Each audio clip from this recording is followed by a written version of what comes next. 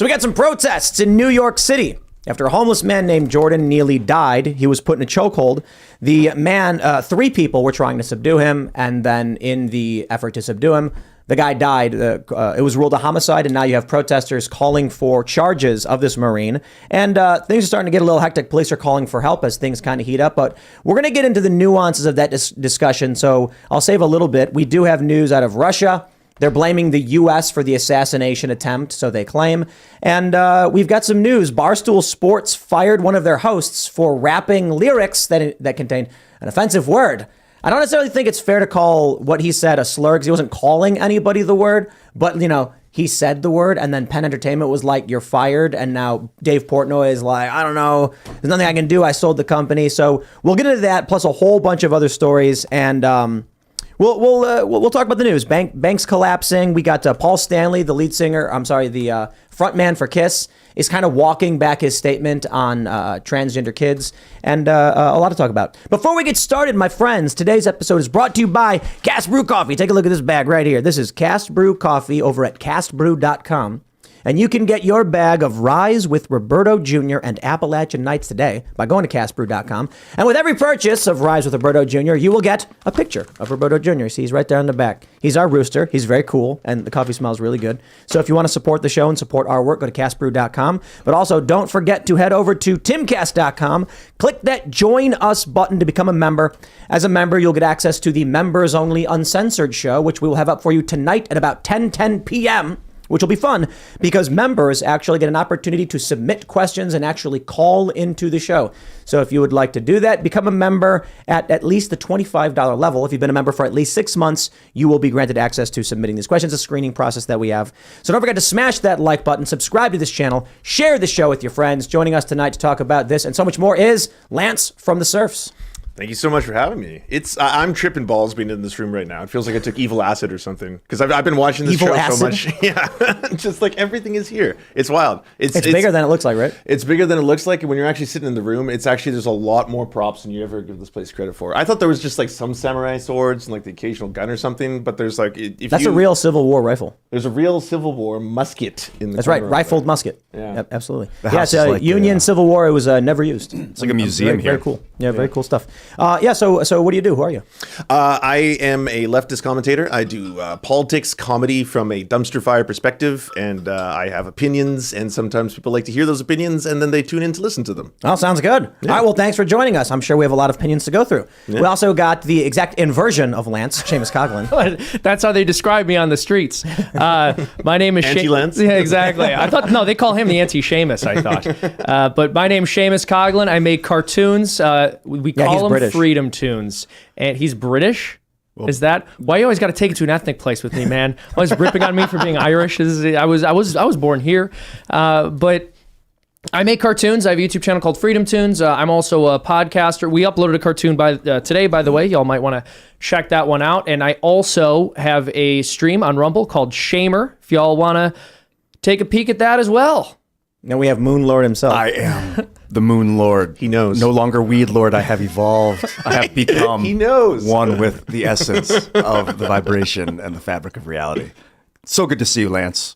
So good to be here. And if you don't know, you don't know. But I am the Moon Lord. Let's get hot.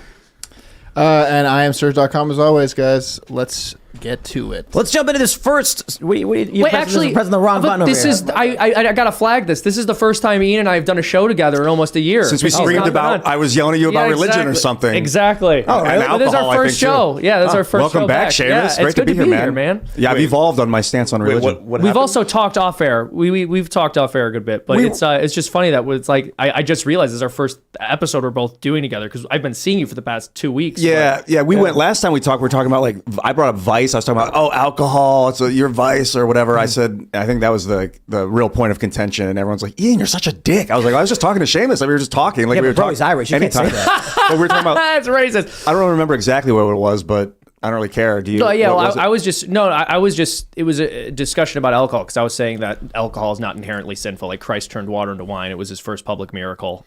His blood was made of wine, right? Well, no, with transubstantiation, the properties of bread and wine remain, but it actually becomes his flesh and blood. I've had like serious problems with alcohol personally, which is probably why I was projecting issues. What were you saying? Oh, I was just asking, like, when you actually eat the blood of Christ, is that Christ is inside you? But like his blood is alcoholic. Is that why it's wine? So the properties of bread and wine remain, but what we believe as Catholics is that it's his literal flesh and blood. Okay. By his body, blood, soul, and divinity. Interesting.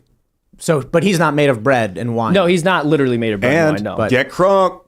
All right, let's read the news. Here we go. We also have Serge Dupre. We already did say what's up. Yes. Okay, cool. Man, Moonlord. Thanks, Doc. All right, here's the story. We got this ABC 7 New York police issue call for help. Outrage continues to grow over deadly subway chokehold encounter. So the death of a subway rider who was put into a chokehold by a former Marine on the train has been ruled a homicide, and now activists are calling for charges to be filed. They have planned several protests and rallies on Thursday as the NYPD has issued a call for public help in their investigation. Jordan Neely, 30, died from a compression of the neck, the city's medical examiner determined Wednesday. Neely is recognizable to some New Yorkers as a Michael Jackson impersonator who regularly danced in the Times Square Transit Hub. On Monday afternoon, he was yelling and pacing back and forth on an F train in Manhattan. Witnesses and police said when he was restrained by at least 3 people, including a U.S. Marine veteran who pulled one arm tightly around his neck. A physical struggle ensued, leading to Neely losing consciousness. He was rushed to Lenox Hill Hospital, where he was pronounced dead.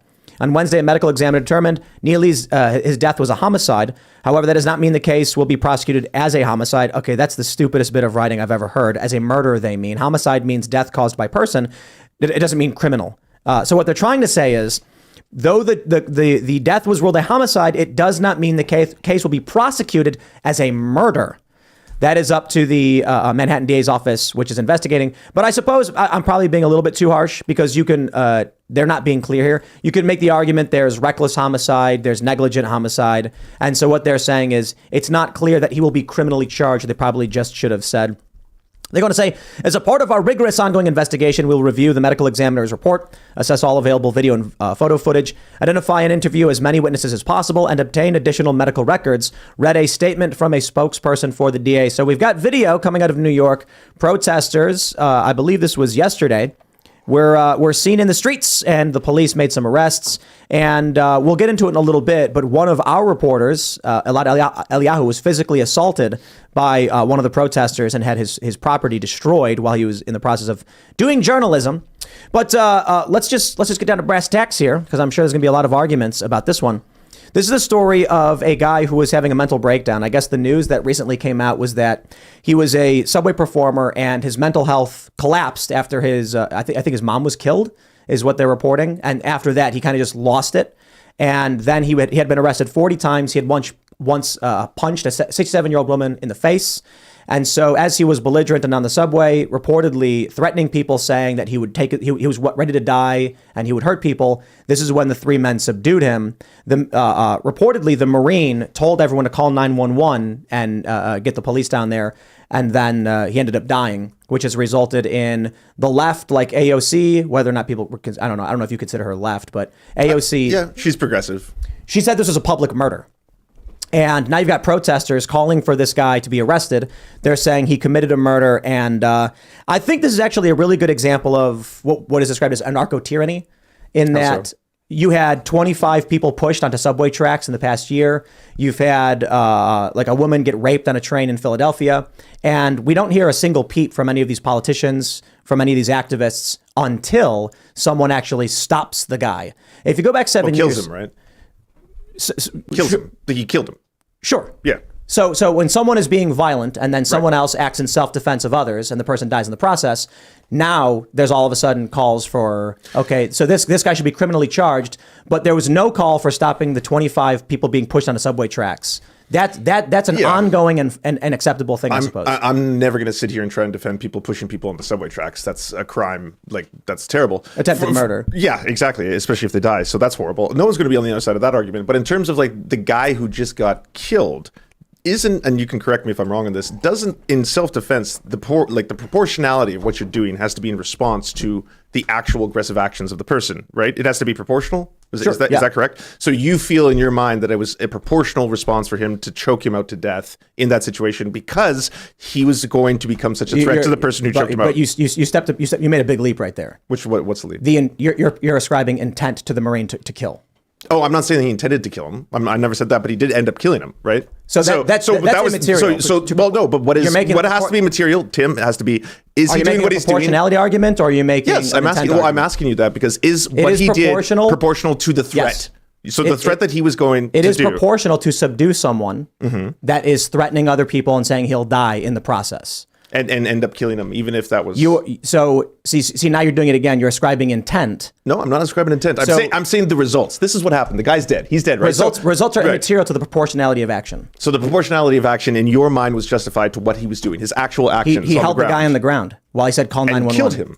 And choked him out until he died. You're doing it again. No, you keep saying I'm doing it again. I'm saying this is the end results. I'm not saying this is what he meant to do. Maybe he didn't. I don't know. I don't know what's in his heart. Neither do you. None of us know what he meant to do that day when he woke absolutely. up. Right? If someone is threatening other people, you are allowed to subdue them. And then would it be like an involuntary manslaughter? So see, No, but this is what happened. It's to the point of death. So you have. It's not a criminal. It's not. I'm not saying he intended to kill him. That's the difference, right? But if he ended up dying as a result of that, was that proportional? Yes. He needed to be killed. No. Or he could have killed someone else. Hold on. Stop that. You can't. You keep trying to say needed to be. No. But that's what happened. The Marine. That's the end result. You're saying the Marine tried to kill him.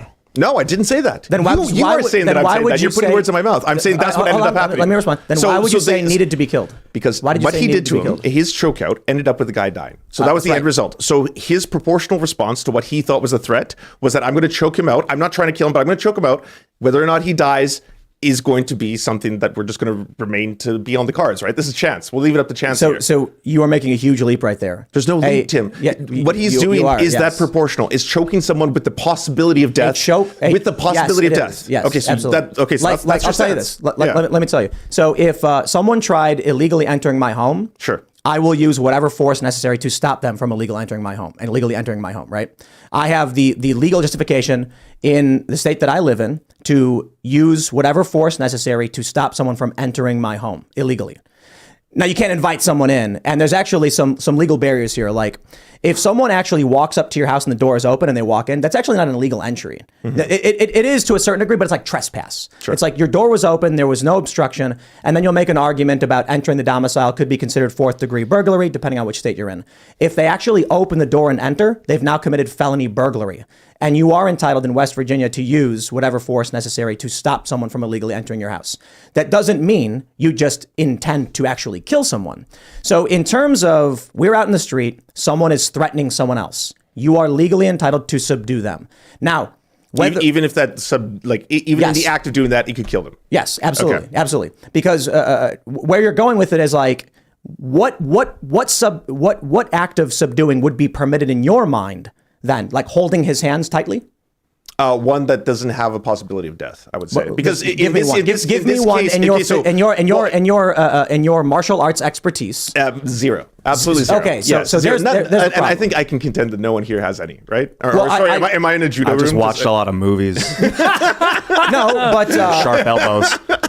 But no, none of us have black belts. We don't know this shit. We're just a bunch of people who talk on the internet. But now going black belts. I mean, I have hostile environment training, and I have some minimal martial arts training. Minimal. I've done some kung fu, taekwondo. So once again, there's no experts here to talk about this. Yeah. So certainly will contend. I am not an expert. However, if someone is threatening harm against another person, and 3 people find it reasonable to subdue him, and the person dies, that person was in the process of committing a crime. If you lose your life in the process of committing a crime, I'm not going to blame the victims for this, right? Would you blame the victims for this? When you're saying victims, you mean the people who killed him? The people who are being attacked. But were they attacked prior, or did they try to subdue him? Do we have footage before the event begins? So in New York, for example, if you go up to someone and threaten them, you've committed a crime, right? You've committed a criminal act of violence against another person by threatening them and going up to their face, right? And so you're saying at that point you have the ability to proportionally respond with violence. Actually, there's a video of this. Myth Informed has it. 7 years ago, this man was called a hero for diffusing violence by putting another man in a chokehold. A man in the subway was getting up in people's faces, and he was threatening them, and another man got up behind him and put him in a chokehold, and he was put on national television, and he was celebrated as a hero for doing so. So this is what I'm talking about, anarcho-tyranny. I feel like you're latching onto this completely from a point of you don't have knowledge on proper technique for subduing an individual, nor none of us do, nor the legal expertise. None of us do as well. But see that's kind of an absurd thing to just outright. Well, look, I'm going to say this guy committed a murder and should go to prison, but I'm not an expert and neither are you. Therefore, he should be convicted. I never said that. I'm actually asking questions because these are things that I don't fully understand about. Is it legal for him to do what he did? Yes, that's why he wasn't proportionally charged. legal. Yes. Okay. That's why he wasn't charged. He was released. However, in this day and age, what's likely going to happen is anarcho-tyranny. People go out in the streets, they protest, and the police say, for political reasons, we're going to go find this guy and we're going to arrest him. But I don't know. It depends. Unfortunately, we don't have footage of what happened before the chokehold. That's what I'd like to know. But if there's enough people on the train that are witness to what was happening, and they're like, "Yo, he was threatening all of us," then I think the cops are not going to mess with that guy. And that's what was reported. And there were 3 men trying to subdue him as he fought back. So there's no debate that this guy was acting violently and threatening people, and even said he was prepared to die. At that point, you have what could be a terroristic threat. I think if a guy got on a train and screamed, "I'm going to cause harm to people," and then said he was willing to die, you'd probably want to stop him because there's signs all over the subway saying, if you see something, say something. And I suppose we could go the route of when Luke Rudkowski had that video, there was a guy in a subway with a knife stabbing people, and the cop said, "We're not going to get involved at all." And then some guy had to try and intervene himself. It's funny, that guy's a hero. Yeah, that was, I think, oh yeah, here it is. Matt Walsh retweeted Alexandria Cortez's tweet from 6 hours ago and asking specifically, what are they supposed to do? What are people supposed to do in this situation? Are they just supposed to sit there? If someone's screaming, they're gonna hurt somebody. You just sit there and wait until they actually hurts the person and then you respond? And I'm just curious, honest question. We have the story from the Daily Mail from October. 25 victims have been shoved in front of subway cars so far this year. 2 victims were killed. Where was the protest? Well, where was the video footage of it? There is video footage of it. Is it public? Yes. Public video footage? And I can't play it on YouTube, but there's video footage of people being pushed in front of trains. And where's AOC? Where's any of these protesters? Nowhere to be found. Anarcho-tyranny is that when the criminals do it, as explained in, Solzhenitsyn, the Gulag Archipelago, when a criminal does this act in the Soviet Union, that's just a criminal. That's what they do. But when you, the citizen, defend yourself, you knew better. But so you're blaming AOC for not bringing attention to this specifically? So as blaming? Or you're saying that she's hypocritical because she doesn't talk about the people being pushed in front of trains, but she's talking about this now? Is that what you're saying? I'm not saying hypocritical. No, I'm saying I have a question of why now? Why only when people are victimized and they defend themselves are we now upset about what happened on the subway? You keep saying victimized. We're talking about a poor homeless person who attacks people. May have been having an episode and died in what ended up being the struggle. So why are the people who were subduing him victims? What makes them victims of this? He assaulted them. So you have that on camera, that he assaulted them first. According to all the news reports and the police and the witness statements. Can we see the footage? I want to see. I haven't seen that yet. I think we can show the choke out. Okay, so according to the news reports, the witnesses and the police, he went and threatened violence against people, which is assault. And right, but you're saying he specifically threatened violence against the people who subdued him. Do we have evidence of that? It's one thing for him to be in a train being like, I'm upset. You're not winning an argument here. I'm not trying to win an argument. You're being I'm awfully asking pedantic. Awfully pedantic. Yes. Why would you use pedantic in this form? I'm trying to get to the root of this problem. No. It's absurd to imply that if a guy walks up to a woman and says he's going to harm her, that another man can't protect her. Right. And so this is why I'm asking, did he say to the people who subdued him, I'm going to harm you? Yes, I'm going to hurt you. That's immaterial to a self-defense claim in proportionality. Okay. If this guy was threatening people, right? And then someone said, I'm going to stop you before you hurt someone. That is legal self-defense acting in the defense of others. That makes those people who are stopping the guy threatening people the victims of a violent individual who is trying to cause harm. Yeah, I just find it fascinating that there's an effort to defend the aggressor in this circumstance. Right? Oh, so you're suggesting that even if the guys that were choking out weren't the ones being threatened, that they're still considered a victim because they stepped in to defend other people? Well, I'm saying outright that if you're on a train and there's a guy, you're on a train, you can't get off that train. You are trapped, Yeah, right? I used to live in this area, by the way. I used to live in Flatbush. I used to take these trains every single day. I have seen this. I have seen this and worse. I have seen people in the middle of episodes where I was like, this person could potentially either harm themselves or harm me. It never crossed my mind that I need to choke them out to the point of potential death in order to protect everyone else on the train. That never even entered my mind. So that's why I'm asking you, do you have specific footage of him threatening the very people who subdued and ended up killing him? But why does that matter? I don't think there is footage. But like, what is it? All right, well then that's all I want to know. But what does All that right. have to do with what I said? That's why I understand your thought. Because I would think that the proportionality being that you ended up killing them, even if that was not your intent, I understand that you don't think he intended to do that, fine. But even if that was it, were they like threats to him in the immediate present? Were they on the verge of committing an act of violence towards him that required proportional violence that ended up in death? But it's not a requirement someone threatens you for you to act in defense of others. Right? So your question is kind of in an unnecessary direction. And I'll elaborate. If you're on a train and you're trapped in a box and someone is threatening violence, then yeah, you're a victim. So I've been a victim multiple times then. I was in these subways. Absolutely. Yeah. Okay. It's the craziest thing to me. But I don't feel like a victim. I've never been hurt. I never was hurt by people who were going through those kind of episodes. Other people have been. I'm not saying they haven't. I'm not saying this is a good thing. 25 people were pushed in front of trains. Okay, so these 25 people who were pushed in front of trains, how is that directly related? Were these people also going through episodes? Were they also people who were homeless? Did they have mental illness? I would say anybody shoving here? someone in front of a train at random is like going through an episode. You know what I mean? The correlation is that crime and murder on the subway has been increasing, or has at least been apparent in the press, but I don't see you caring about it at all until it's the aggressor who gets killed.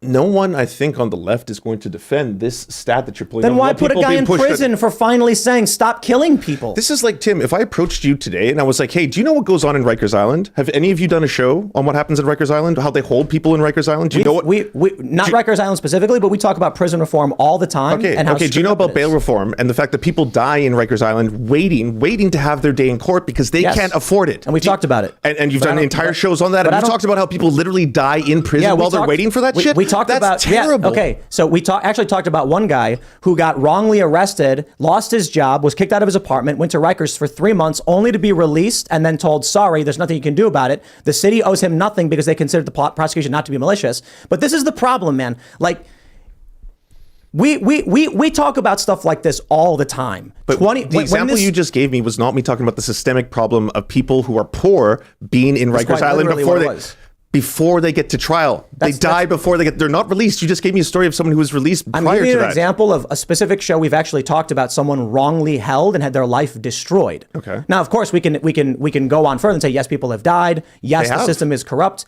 And my point is this. When we talk about stuff like this, like, wow, in October, we talked about 25 people being pushed in front of train cars. You guys just shit all over us and ignore these problems. Then finally, when three guys... ignoring this. I told you, no one's on the other side of this. No one is pro-push people onto trains. Where's your protest? Where's your protest? Where's my protest? Yeah, where's your protest? Where's your Rikers protest? We had it on the show, but you don't watch the show. You did a protest? You did an actual protest? You guys stood up and then walked to the streets or what? We don't go on the streets ever, but right? I'm not blaming you for not talking about that, Tim, because this is the problem of you are judging someone based on absence, based on your absence of caring about something. Why haven't you talked about this, Lance? The fact that you haven't talked about this means that you don't care about that. That's not what I said. That's not true, though. That's not what I said. That's the implication of what you were saying right now. My implication is, instead of helping us deal with this when we talk about it, you make up garbage about us and then post nonsense on the internet. What have I brought up garbage about people pushing people to trains? This is the most random example. I'm not talking about you saying, I'm saying you don't talk about it, right? I'm not criticizing you for not talking about it. I'm saying finally, when there are people who are like, we've had 25 people pushed in front of trains, we've had 2 of them killed, I'm not going to let this person hurt somebody. It's y'all saying that person should go to prison. It's like, how is that solving the problem? You guys are making it worse. Your protests, your support for the criminals make this worse. So our solution to this, if you're asking, when you're saying you mean the left, right? Our solution to a lot of this is that you're speaking in support of the criminal, so I'm saying you. Okay, so I am saying that the solution to a lot of this would be investing very heavily in things like healthcare. like getting and making sure that people have access to it and not cutting the restrictions, like allowing people to have access to healthcare, not as a requirement based on how much money they have, based on their income, but allowing them to get the care they need. That would have gone a long way to preventing a problem like this and future problems that are going to happen. I have no idea what's going on with the 25 people who've been pushed in front of trains. If it happens to be because people have mental illness, this is a tangible solution that we could work towards. This is something that are you against that idea about investing heavily into mental health care, public health care? Well, then there you go. So that's a much better line. So here's right? my issue. My issue is when this story came out in October, we talked about it. And we said, why is this happening? What are the solutions? What are the problems? When this story comes out now, you, completely ignorant of what's been going on in New York, side with the criminal. And so people like me are flabbergasted that we've been focused on the issue of crime, the issue of mental health, the entire time going back several years. And this is why I left New York, because two cops got murdered outside of my apartment.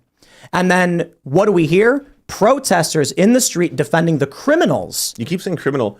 I have a problem with criminalizing people who are homeless or people who are poor or people who are mentally ill. And then suddenly, I'm not saying he's a criminal for being poor. I'm saying he's a criminal because he threatened people with harm. Like incitement to violence is a crime, just like AOC says, right?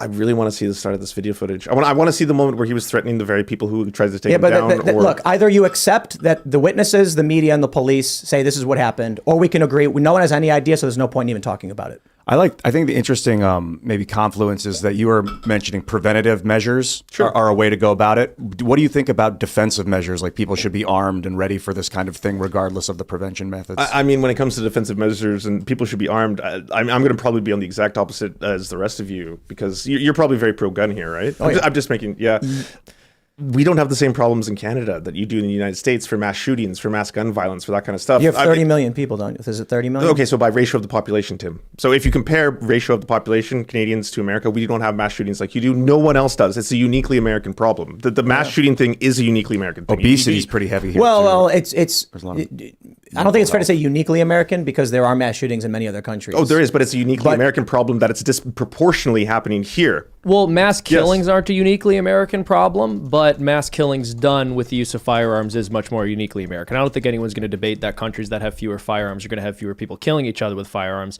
It then becomes a Australia has more per capita than the United States?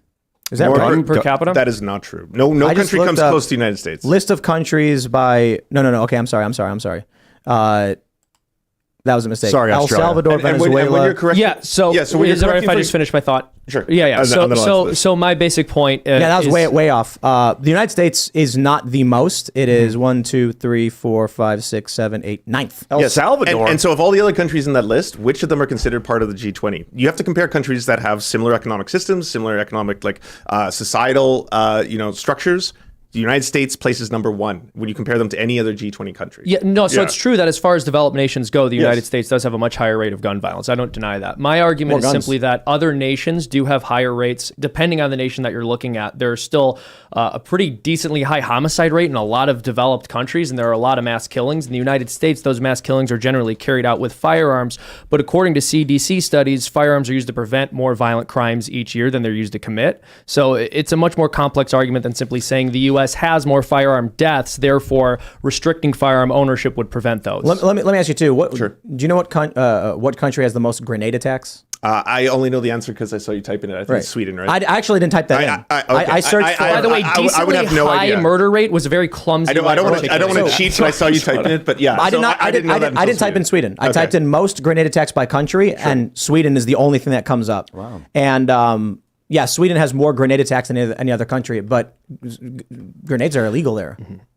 Okay. I've got a feeling why are there grenade attacks in Sweden? I would love to answer this question. So if we're going back to guns and the US versus Canada, when I said that there's a G20, if we look at all the G20 countries, the United States disproportionately by ratio of the population has way more gun deaths, way more gun violence. And a lot of that gun violence, by the way, is people killing themselves, just so we're completely clear. Yeah. But if you look at it in the framework of Canada has a very different set of rules for firearms than the United States does. You can still have a firearm in Canada. You just have to take a 2-day course and you get a license, and then you get gun training, and then you have the ability to buy guns. And that way, everyone has a license. They know how to use firearms properly. They're not just going to be running around the streets, pointing them, and then all that kind of shit.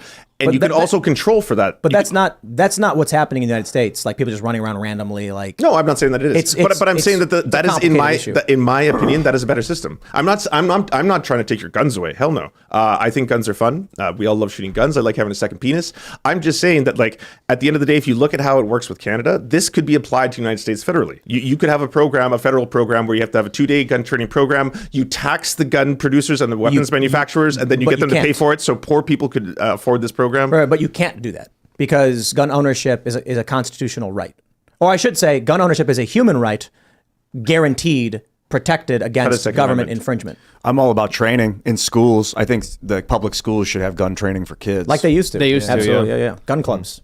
I would highly advocate for more training, but you're just suggesting that you can't force it on people? The Constitution clearly, and according to the writings of the Founding Fathers and to, I think, Heller versus D.C., gun ownership is a human right, and the Constitution protects against government infringement of that right. That being said, we got the NFA, we got the updates to the NFA in the 80s, so certainly gun rights have been infringed to an absurd degree. You know what? Not to mention, back in the days when they codified the Constitution, people owned warships privately, and Halliburton, Northrop Grumman. Well, I shouldn't say Halliburton; they're a construction thing. But Northrop Grumman, Boeing, etc. Lockheed. These companies are private companies that build nuclear weapons. So we basically where we're at right now is that private corporations with no accountability can have the most powerful weapons of mass destruction in the world, but them and the government and it doesn't follow. Either the people have the power, or they don't have the power, right? We've abdicated it to corrupt organizations. And corporations are not people. Right. Let's be clear. This regarding this dude that choked the guy out, I think what's going to come up is, was it adequate force or was it too much? And I feel like if he had punched the guy directly in the face, that would have been worse. Because although, if they got into a fist fight, because he could have fallen backward and hit his head, at least he was in control of the guy's body. It's really sad that the guy died, but I feel like this was like a very low level amount of force to apply to someone that was threatening to kill people or hurt people. Why did 3 people find it necessary to try and stop this guy? He was probably flailing and kicking and screaming, who knows? So it is hard because you mentioned there's no footage prior, but something happened that resulted in 3 New York people who are likely not conservatives to decide this man must be subdued. Yeah. 3 people. Yeah. So when it comes to the idea of proportionality, I'm like, if 3 New Yorkers of all people were like, this guy's got to be stopped, that's kind of crazy to me because, look, I'm a gun nut, right? My view is people have a right to defend themselves with a lot more force than people in New York do. But if people in New York felt they had to stop him, these people, I doubt these guys are conservative. There's like no conservatives live in New York. It's like 20% Republican, and if they are Republican, they're probably moderate right. Something must have happened. But I don't even need to sit here and say what could have or what must have. What we know, what we choose to believe based on what the police, the media, and the witnesses have said is that this guy was threatening people with violence and said he was prepared to lose his life over it. Three men then said this man must be subdued, and they subdued him. And then the guy died, which sucks. It's unfortunate. Did he get a cause of death? It was a compression of the neck. Yeah. Homicide. So you've got a massive platform here. A lot of people watch you all the time. And so what you say, obviously, and advocate for is going to affect a lot of people's lives. If this is a problem that genuinely concerns you, why isn't it something that you would frame and want to advocate for more resources for mental health access and bring that up on a regular basis? And I'm not saying, and I'm sure, okay, hold on, Tim. I'm sure you've done it before. I'm sure you've had specials before. I'm what? We do it a lot. Okay. Why isn't that the focus? Why isn't today, hey, by the way, everybody, this horrifying tragedy happened on the New York subway. We got to talk about this. Yeah. Here's our angle. Our angle is we need to invest in mental health. We need to invest in giving access to public health care for Americans. First of all, when it comes to the issue of violence in this country, conservatives have been screaming about mental health for decades. Reagan is one of the ones that gutted the institutions in America. Reagan's one of the worst presidents this country's ever had. No fault divorce. How about that? Gun control. I don't know why Republicans like that guy. The reason that they like him is because of the way that he stood up to communism. But I totally agree that he had a lot of really bad policies, and I'm not a stan. But conservatives have taken the stance of gun violence and mass shootings as an issue of mental health, and then the left takes the opposing. But do they invest in that? Do they vote for it? Well, of course not. The Republican Party's garbage. When I look up the votes of the Republican Party, they're not voting for amendments that are actually going to give people more access to mental health. But that's where you have an opportunity. But you don't want to come onto a show where we say the Democratic and Republican Party should be dismantled and obliterated, and then make an argument that one side is bad. I'll sit here and be like, bro, if you want to have make a list of every single member of Congress who should be removed from office, I will put all of them, but like 4. One problem is that when people advocate for mental health, a lot of that advocation is more drugs, that this new drug will fix your brain. But I'm of the belief that less drugs allow you to fix your, sometimes for very short periods of time, you might need something to help, but then you don't want people long-term. I don't want them on crazy pharmaceuticals that make them go, Right. Well, and we have to bring up often this medication actually increases suicidal ideation and aggressive thoughts and things like that. But I do want to answer your question. You said, why isn't that the subject of the show today? Yeah, or the premise or the framing of it. Because when we do talk about this stuff on a normal day, when news breaks of 25 people pushed in front of trains, sure. Or a woman was raped on a train in Philadelphia, and we're sitting here saying what is going on in these cities? What are the failed policies that are resulting in this? We talk about it all the time. Today, we're talking about the fact that protesters went out in New York and physically assaulted one of our friends and reporter because he simply filmed them, and they are demanding criminal charges of the guy who tried to stop the violent offense. See, that is anarcho-tyranny. That when you have ongoing crime, when you have victimization, people being killed, and a woman being raped on a train, we talk for a year, 2 years, 3 years. When the riots happened in 2020, we had Michael Tracy's reporting showing all of the riots across the country and the mom and pop shops that were putting up signs saying, please don't hurt us. We talk about it nonstop. And then one day, someone on a train, 3 guys, say, we must stop this man. Maybe because they were we've seen too many people die on these train tracks before. And now we've got leftist protesters saying that guy should go to prison for it. And AOC calling it a public murder. I'm like, yo, AOC, I didn't see you call out the public murder in the subway trains. And again, maybe it's ignorance. But the problem I see is, this is why I refer to the left as NPCs or a cult. There is complete ignorance to the problem ongoing, and then a hyperpolarization in a single moment in the wrong direction, which makes the problem worse. You know what's so wild is the other side feels the exact same way. Except we're not conservatives. In the opposite direction. Except we're not conservatives. In the exact same. You see, that's the problem. Is it all right if I jump in with something, all right? Because I've been reluctant. He's a conservative. He's a moon lord, and I'm a traditionalist. I've been reluctant to interject because I don't want to just dogpile.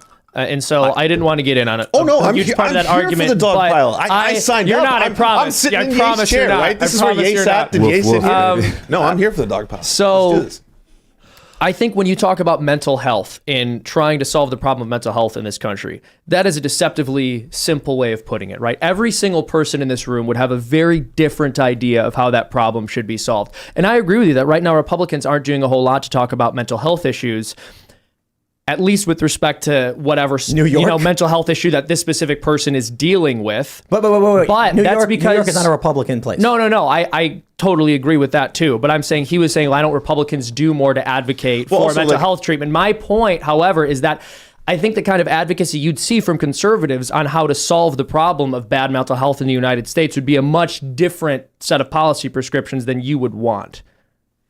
So one example of this, right? Actually, what Ian said. And there's a number of different directions you could take this in. My fundamental belief is that we live in a culture that encourages man to live in ways that man is not meant to live, and you just see negative health outcomes from that, both mental and physical. However, when you look at traditional psychological definitions of mental illness and how we used to treat it, back in the 1950s, you had about 500,000 people in the United States in insane asylums. By the 1980s, it's about 100,000. Okay, so without even adjusting for the increase in population size, there's a significantly lower number of people who are committed. And part of that is because the requirement to get somebody committed involuntarily to a mental health facility at that time was they can't take care of themselves. Today, they have to demonstrate that they are a danger to themselves and others first before they can be committed. Now, is someone not being able to take care of themselves necessarily the perfect indicator of whether they need to be committed to one of these institutions? I have no idea. However, what I do know is once we push the goalpost all the way in the other direction and say they have to demonstrate that they are a significant danger to themselves or others, oftentimes they don't get committed until after they've already hurt somebody. So it's a much more complicated situation than saying we just have to throw more money at this system when we don't even have a solid definition of what good mental health is and also at which point someone should be committed. So I think the important point, going back to what I agree, this is not a conservative show, but if you are in a cult, you wouldn't know that.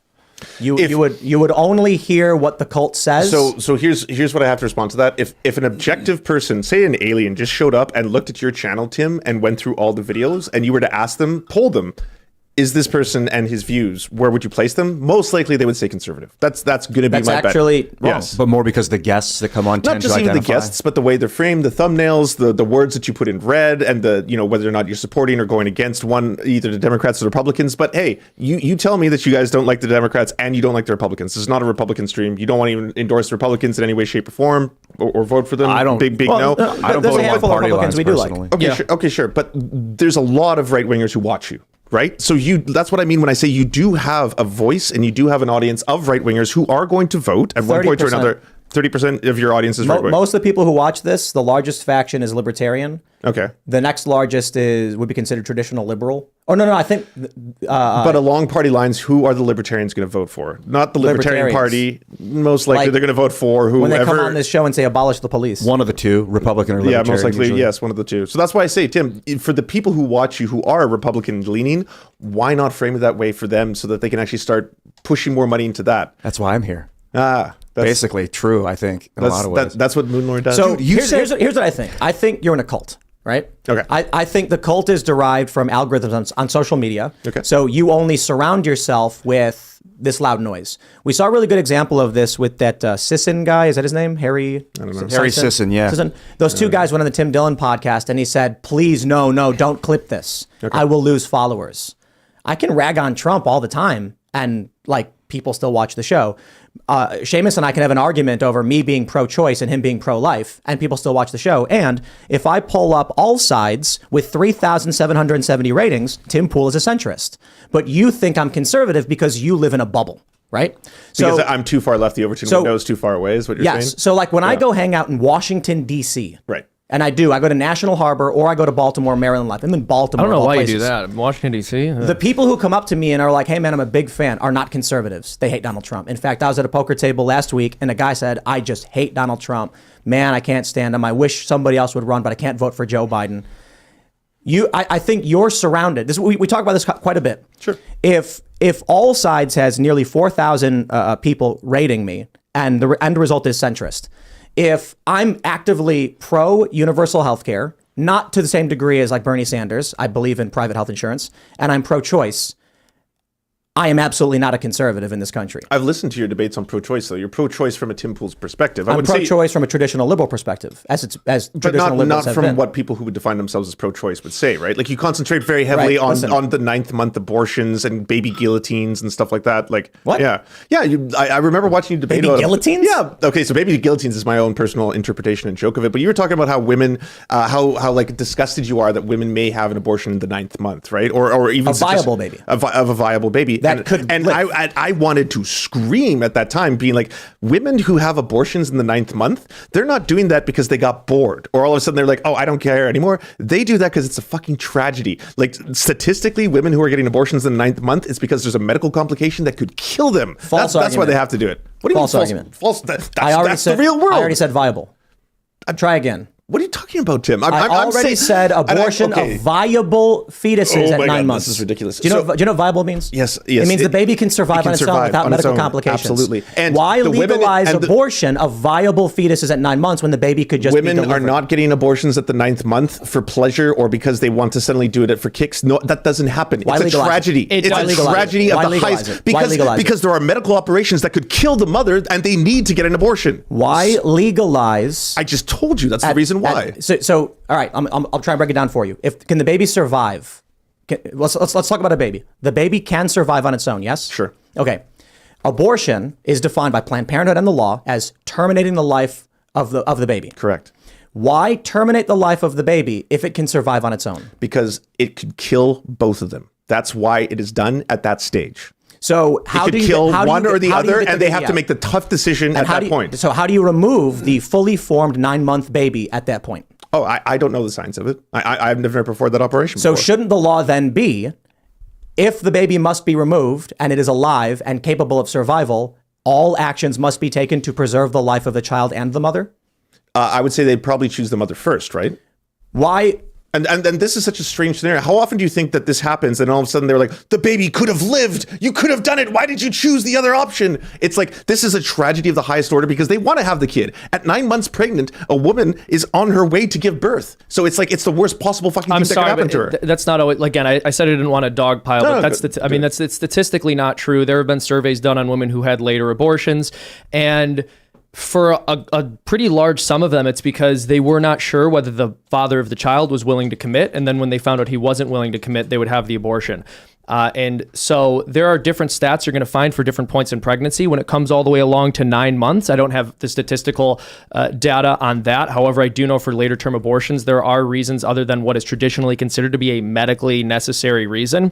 For example, some people will say that a negative mental health outcome is a reason to abort a child later in pregnancy. So if the woman is depressed, they will list that as a reason for why the child had to be terminated to save the life of the mother, which is certainly not the case, very obviously. And to the point of what Tim is saying, when we say there's no such thing as a medically necessary abortion, the principle behind that is, if there is an operation which is necessary to save the life of the mother, and then she miscarries the child as a result of that operation, which was necessary to save her life, that's not an abortion because nobody's intent was to go in there and end the life of the unborn child. And so if a woman's having complications where she has to deliver early, you deliver the child early, of course. And if you're at a point in pregnancy where the child isn't viable, that's a horrible tragedy. You still do what you can to save the child, but you can't always save the child, and we understand that. But to go in and rip the child apart to end their life is never something which is medically required, even though an early delivery may be. But are there situations where if the baby is in, this is so harsh, in its complete form, that even trying to induce early pregnancy could kill the mother, so they have to break the baby's body apart so that they can get it out without killing the mother? I've never heard of such a thing. So, and there are letters, by the way, signed by literally thousands of doctors who have. Let me ask. Can I just say one thing? So 88% of abortions are in the first 12 weeks. 88% of abortions. Less than 1.3% of abortions take place near the 8th or 9th month. How many abortions is that? Guttmacher? Well, how many is that? I don't know the actual numbers. This is the percentages. 13,000. Okay, but we're talking about less than 1.3%. Hold on, 13,000. That's the number of people who die from gun violence in the U.S. each year that aren't suicides. Gentlemen, so that's I am not here 13,000. to justify abortion when it happens as in it's a good thing. No. I don't celebrate it. You're saying it doesn't happen. No. You're saying it doesn't happen. It happens 13,000 times. I said it's extremely. There is 338 million Americans. I'm sorry. The numbers are going to be a little daunting. Yes, the numbers will be high. I'm not here to celebrate that. I don't understand your argument then. My argument is that there's a lot of human beings. 13,000 people die from guns, we have a problem, right? If 13,000 people die from guns, we have a problem. Yes, of course. If 13,000 late-term abortions happen, is that a problem? These are completely different things. Well, how so? Okay, so if someone dies by a gun, have they been shot? Were they killed? Did they kill themselves? Was it a suicide? Was it a gang violence thing? Who knows? That's a good question. Can I clarify? I don't want to argue. I just want to clarify. I need to answer this. Well, in the case of but in the case of late-term abortions, more often than not, when statistics say, and when they are polled, they say the reason that they are giving it is because it's a medical complication that could result in the death of the mother or the child. Right. So let's. Can we make the argument then that the use of guns on people are allowed? The use of guns of people are allowed to end their lives is allowed. So that's murder. You're describing murder. So if Colorado, for instance, passes a law saying there is no medical requirement for an abortion, is it wrong to kill the baby? You're trying to compare murdering someone with a gun to a woman having to make a medical decision that could basically preserve her life. No. I said not a medical reason. That's what I'm saying. Should she have the ability to have an abortion for any reason? Yes. At 9 months. At 9 months, I would say at 9 months, because it only happens according to the stats based on complete medical necessity. She has a right to do it. No. That's not true. Hold on. Colorado legalized abortion up to 9 months with no medical reason required. Do you agree with that? I agree with that decision, yes. So the baby could survive on its own, and the mother is legally now allowed to just end its life. She has the right if she wanted to. You're saying so in Colorado, and it's not a trick question. I know, but I'm asking you because you're the one who brought this up. I don't know what Colorado's specific law says. So if you were saying that in Colorado, women have the ability at 9 months to have an abortion for any reason. They could just decide that Elective, abort. yeah. Okay, I think they should have the right to do that, but the stats show that they're not doing that. But they should have a legal right to do that. Yes, it's their body, it's their choice, of course. So this is what I disagree on. I think if the baby needs to be removed from the woman, there's no reason to kill it. You know what I mean? Like you could just C-section and then put it for adoption. But I'm telling you that doesn't happen. But it does. But hold on. Like you might be able to bring up anecdotes, but the stats don't say that. But hold on. Like, why allow it to happen? I just don't understand. Are you arguing? Hold on. Are you arguing you oppose it? And you think it's morally wrong, but you think it should be legal? I think that women should have the right to decide what they do and have bodily autonomy over their own bodies. We're not talking about her body. We're talking about... It is her body. Of course it is. At 9 months, even if it's still inside her, it's still her body. Even if it's a viable baby, it's still her body. We're talking about the removal of the baby, yes? The forceful removal of the baby, or... Forceful. So she chooses to have that. She should have the right. The woman says the baby must be removed from my body. Why kill the baby if they're removing it? I don't think they should do that. I would. If they ask me, Lance, should I do this? I would say no. But she should have a right. Yes, of course. It's her body still. That doesn't stop. So, like, the woman is pregnant, the baby is viable and capable of surviving on its own. Sure. And she says before it breaches oxygen, kill it. Do you think that should be allowed? This is, again, the baby guillotines. This is why I brought that up. But what a weird scenario. This doesn't happen. This is not the real world. But it does. And if the argument is that it doesn't happen enough for you to care, that's fine. You're allowed to believe that. Sure. What I don't understand is it seems like your position is a rather shocked position where you recognize there is something inherently wrong with taking the life of a baby that could survive on its own, but you're also taking the tribal position of women should be allowed to do it anyway. No. If you were to ask me, Tim, hey, Lance, do you think it's a good idea if this woman who's 9 months pregnant, suddenly she got bored with the pregnancy, she doesn't want to have it anymore, but the baby's viable? Do you think that's a good thing to do? I would be like, no, of course not. Then why should it be allowed? Because it's still her right. It's still her body. But bodily autonomy doesn't stop at my morality. Tim, it's not my choice. Right? It's not my, yes, but that's not my choice. Why kill it? Why kill it? That's her choice, not mine. Why kill the baby? Ask her. Ask her. Okay. So my point is simply this. You don't need to be shocked by it. You're allowed to have that moral position. I think most people in America would prescribe that to be, would ascribe evil to that. Sure. That's the idea. You can ascribe evil to whatever you want. That's up to you. That's your choice. The idea that you would say doesn't mean that she should the woman legally be wants the baby removed, and then in the process, instead of letting the baby live, remove it but kill it. Right? There's no reason to do that. You can give the baby up for adoption. You can drop the baby off on the doorstep of a post office. I agree with you. I'm not disputing that. So why legalize? Even if it's one, why legalize? You see, this is the craziest thing. Because her autonomy should not be cut off based on your morality. Because you don't think that idea is good. You don't like it. But the baby's been removed from her body. Well, that's if it was removed from her body and it was still viable, right? And that's where the baby guillotines come in, because I don't think this happens. I don't think women on the 9th month get abortions with viable living children and then be like, I don't want it, kill it. I don't think that happens.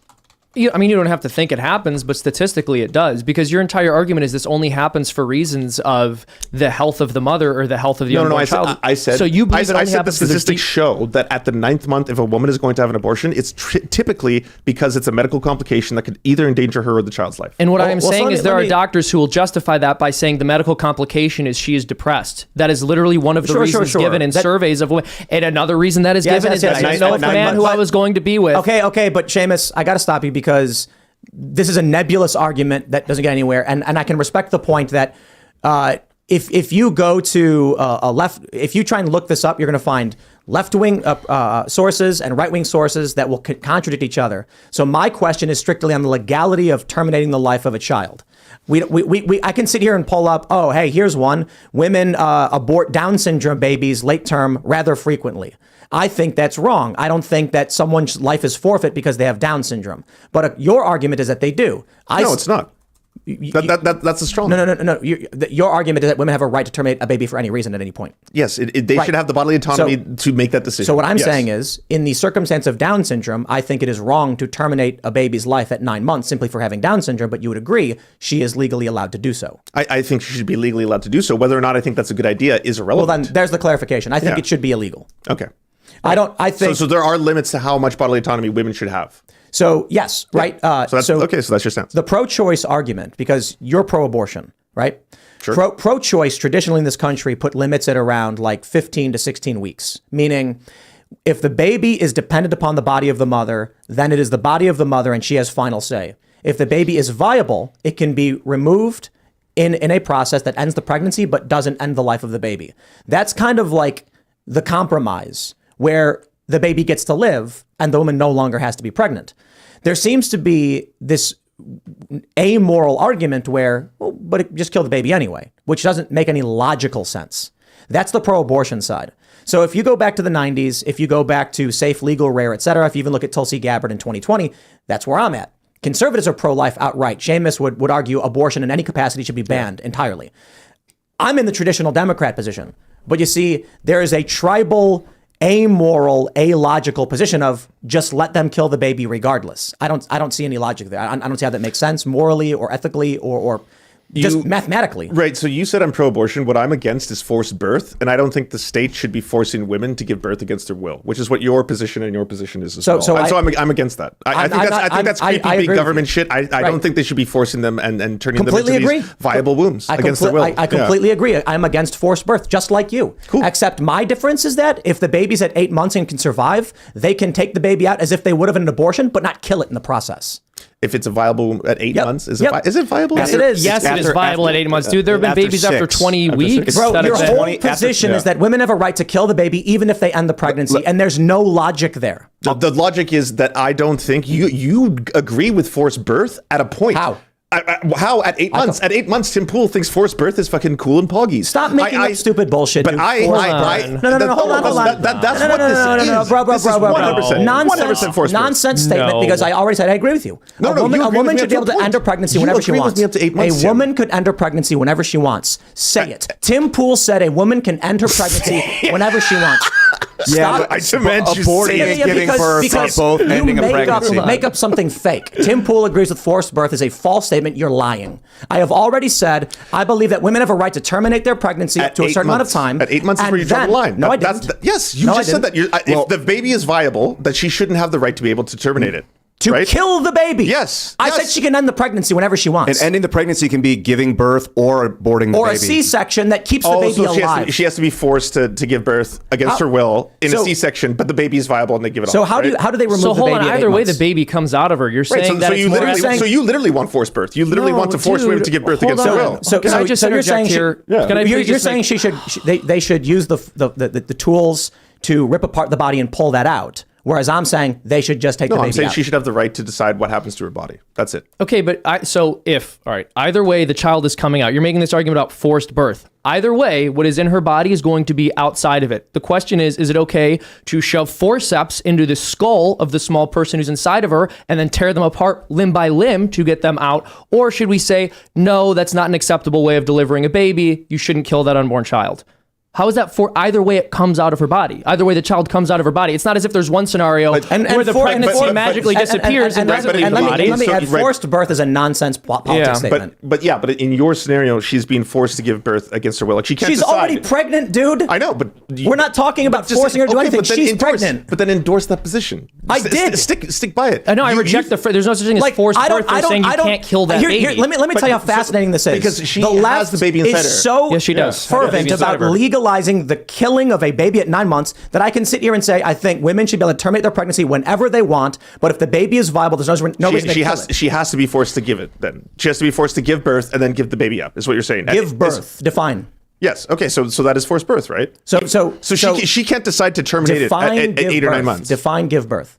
You just said at 8 months if the baby is viable. I didn't say 8 months. Define give birth. I'm trying to understand what you're saying by forced birth. What does birth mean? You just said when she is at 8 or 9 months. Okay, so she's at 8 or 9. I said viable. Okay, so it's viable. The baby's viable. She should have to give birth to it in some capacity. C-section, whatever. Define birth, and I can answer your question. Birth, the removal of a child into the world from a mother's womb.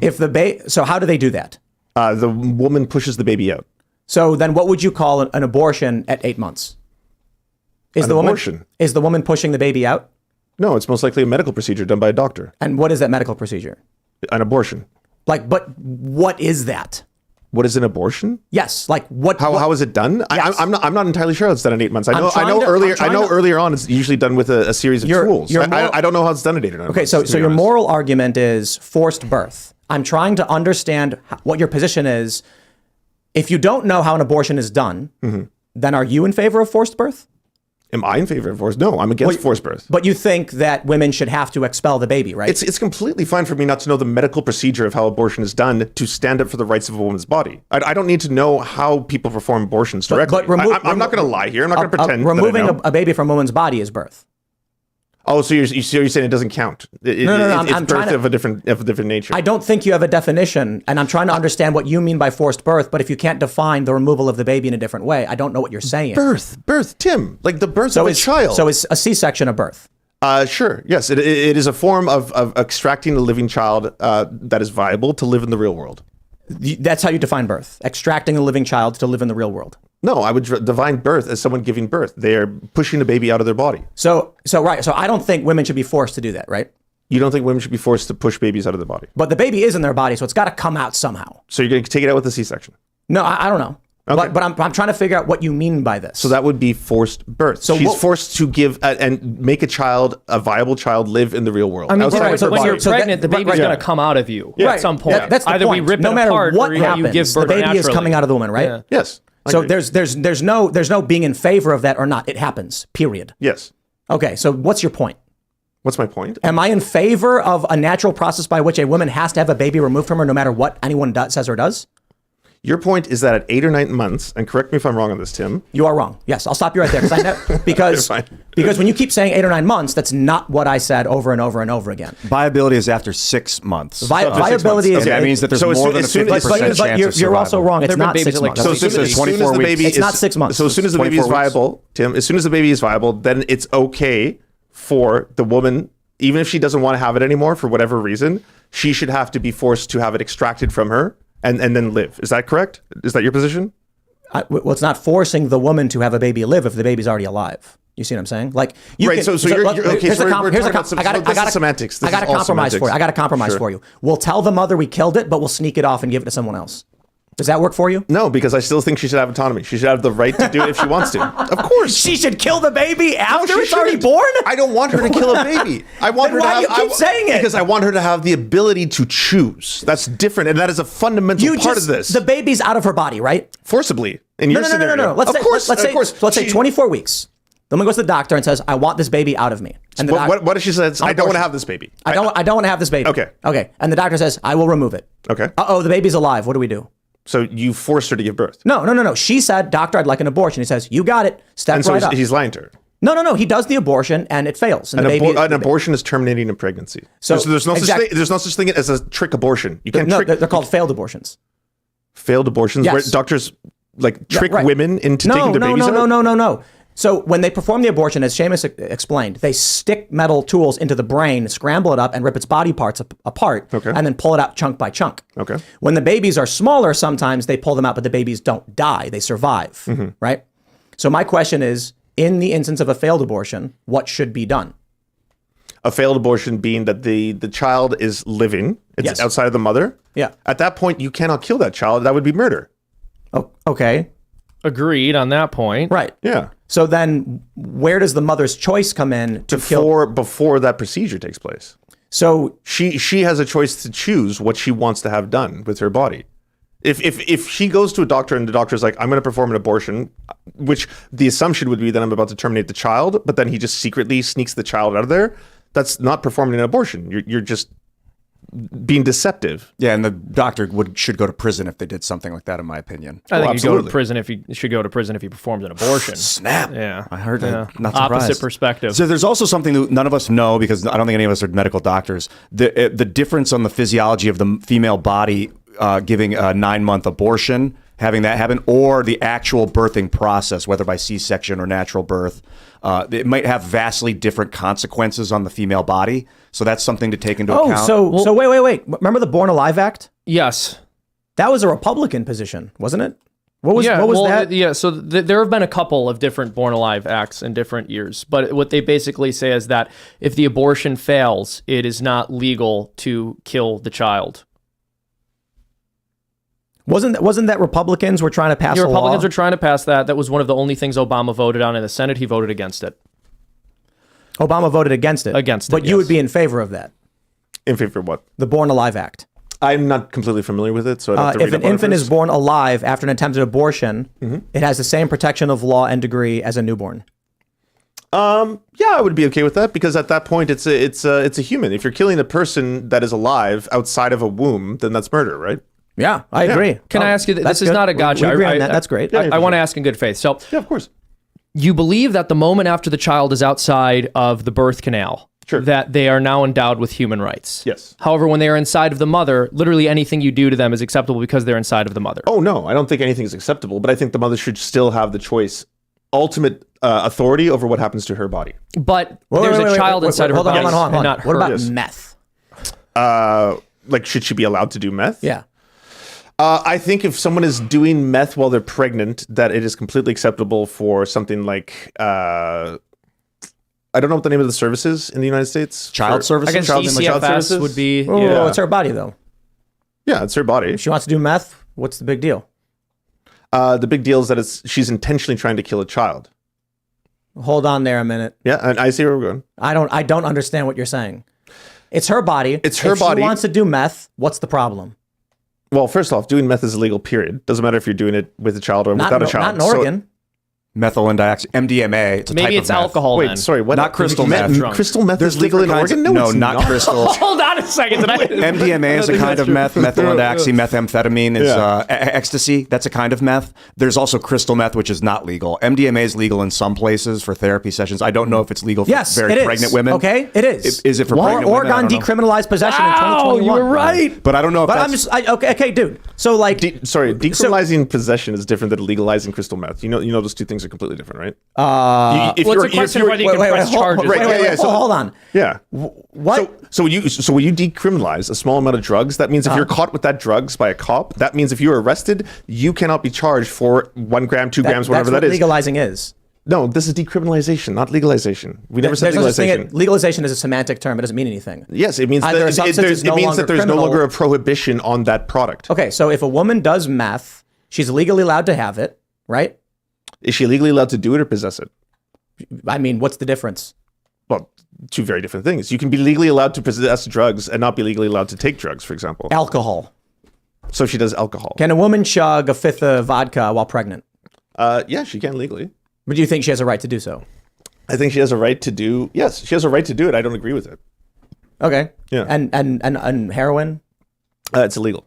I don't think heroin's illegal. I think heroin actually was legalized. I think it's controlled, but I think that one specifically was oxycodone and other drugs.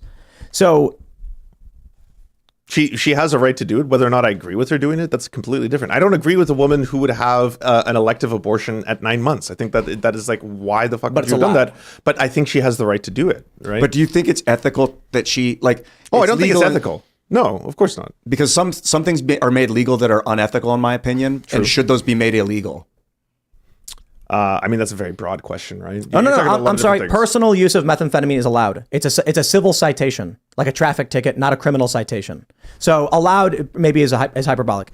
It is a civil citation to be caught using methamphetamine in Oregon. You get a ticket for it, but no crime. So I just looked up the Born Alive Act, by the way. It says this bill is deliberately misleading and offensive to pregnant people and doctors and nurses who provide their care. It is another attempt by anti-abortion politicians to spread misinformation as a means to get a warped political end, to ban safe and legal abortion. It's an entry point to try and make abortion illegal. Where did you read this? Okay, and what no, source is this hold on, from? no. I don't care. I mean, who cares about the Born Alive Act?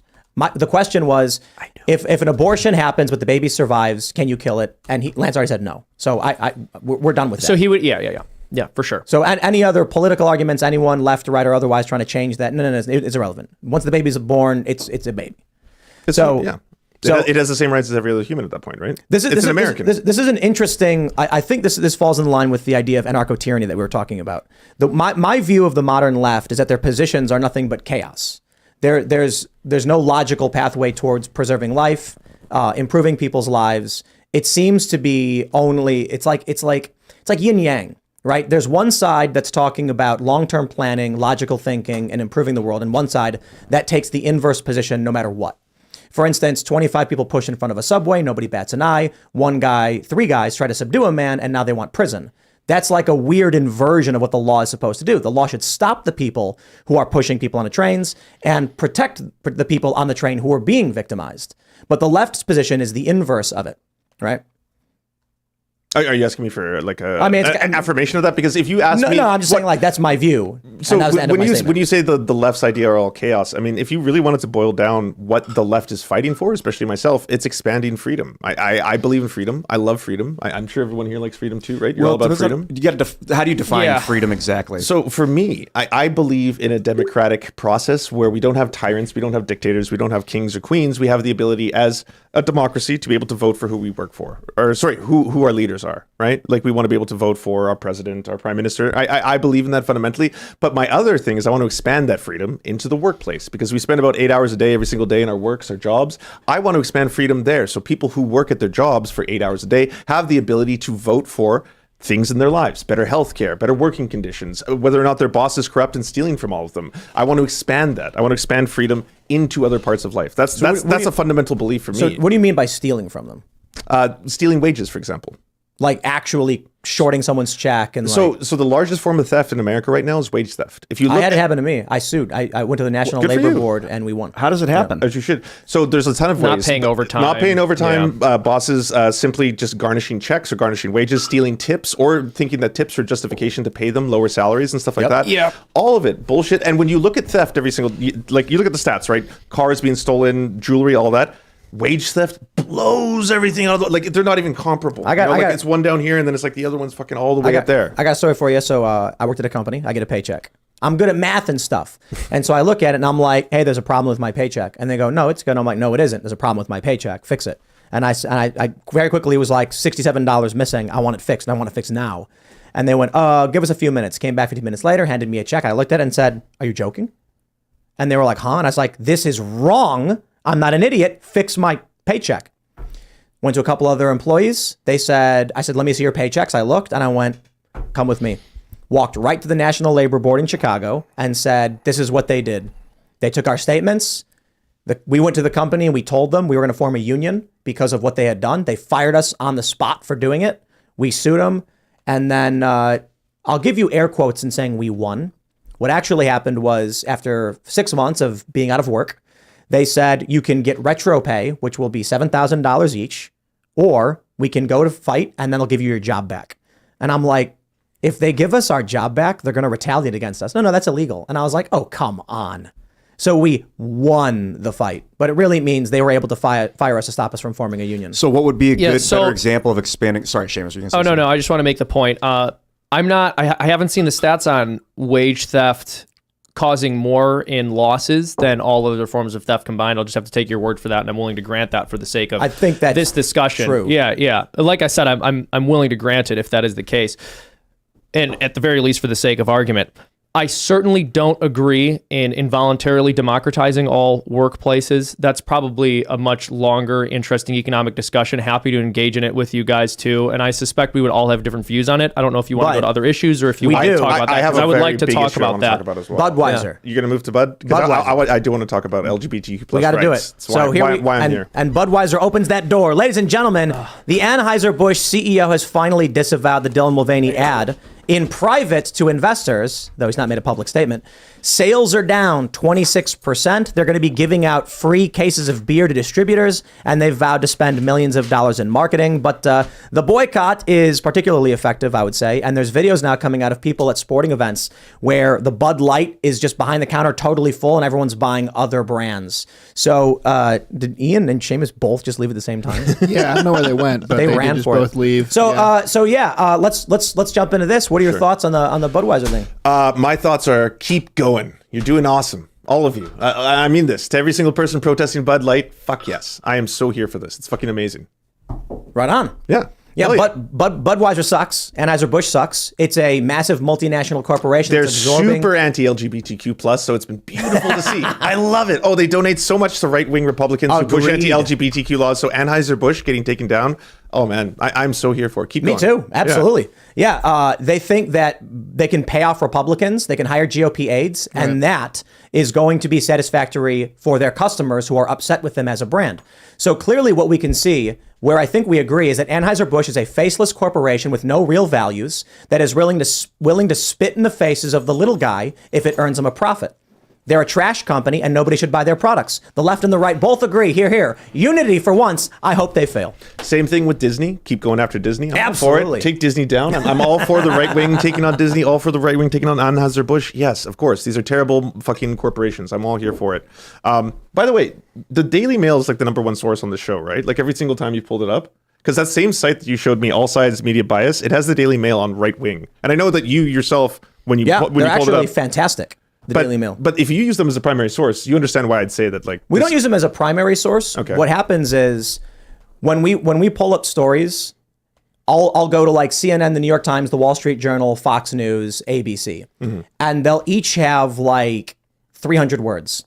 And then you go to the Daily Mail after doing a search on key elements of the story, and the Daily Mail will have like 7 different versions of all breaking down different components. Okay. Like if you scroll down the Daily Mail, they often do these special sections where they have entirely different stories within the story, providing more context. Like for instance, this story from the Daily Mail not only talks about the current story with the CEO, but it even goes all the way into all of the context going back to the commercial that was released, the sale drop at 6% in the first week, to the video. It like covers like literally every, even as a photo of the VP and her husband, how in-depth this story is. So it's like if I'm going to pull up a single article, I can pull up 5 ABC, CBS, New York Times, or I can just pull up this one that has seemingly everything in it, including Kid Rock, including John Rich, including Bud Light being poured into a dumpster. Yeah, so it's a massive aggregator. Yeah. But honestly, I have no problem with y'all going after fucking Bud Light.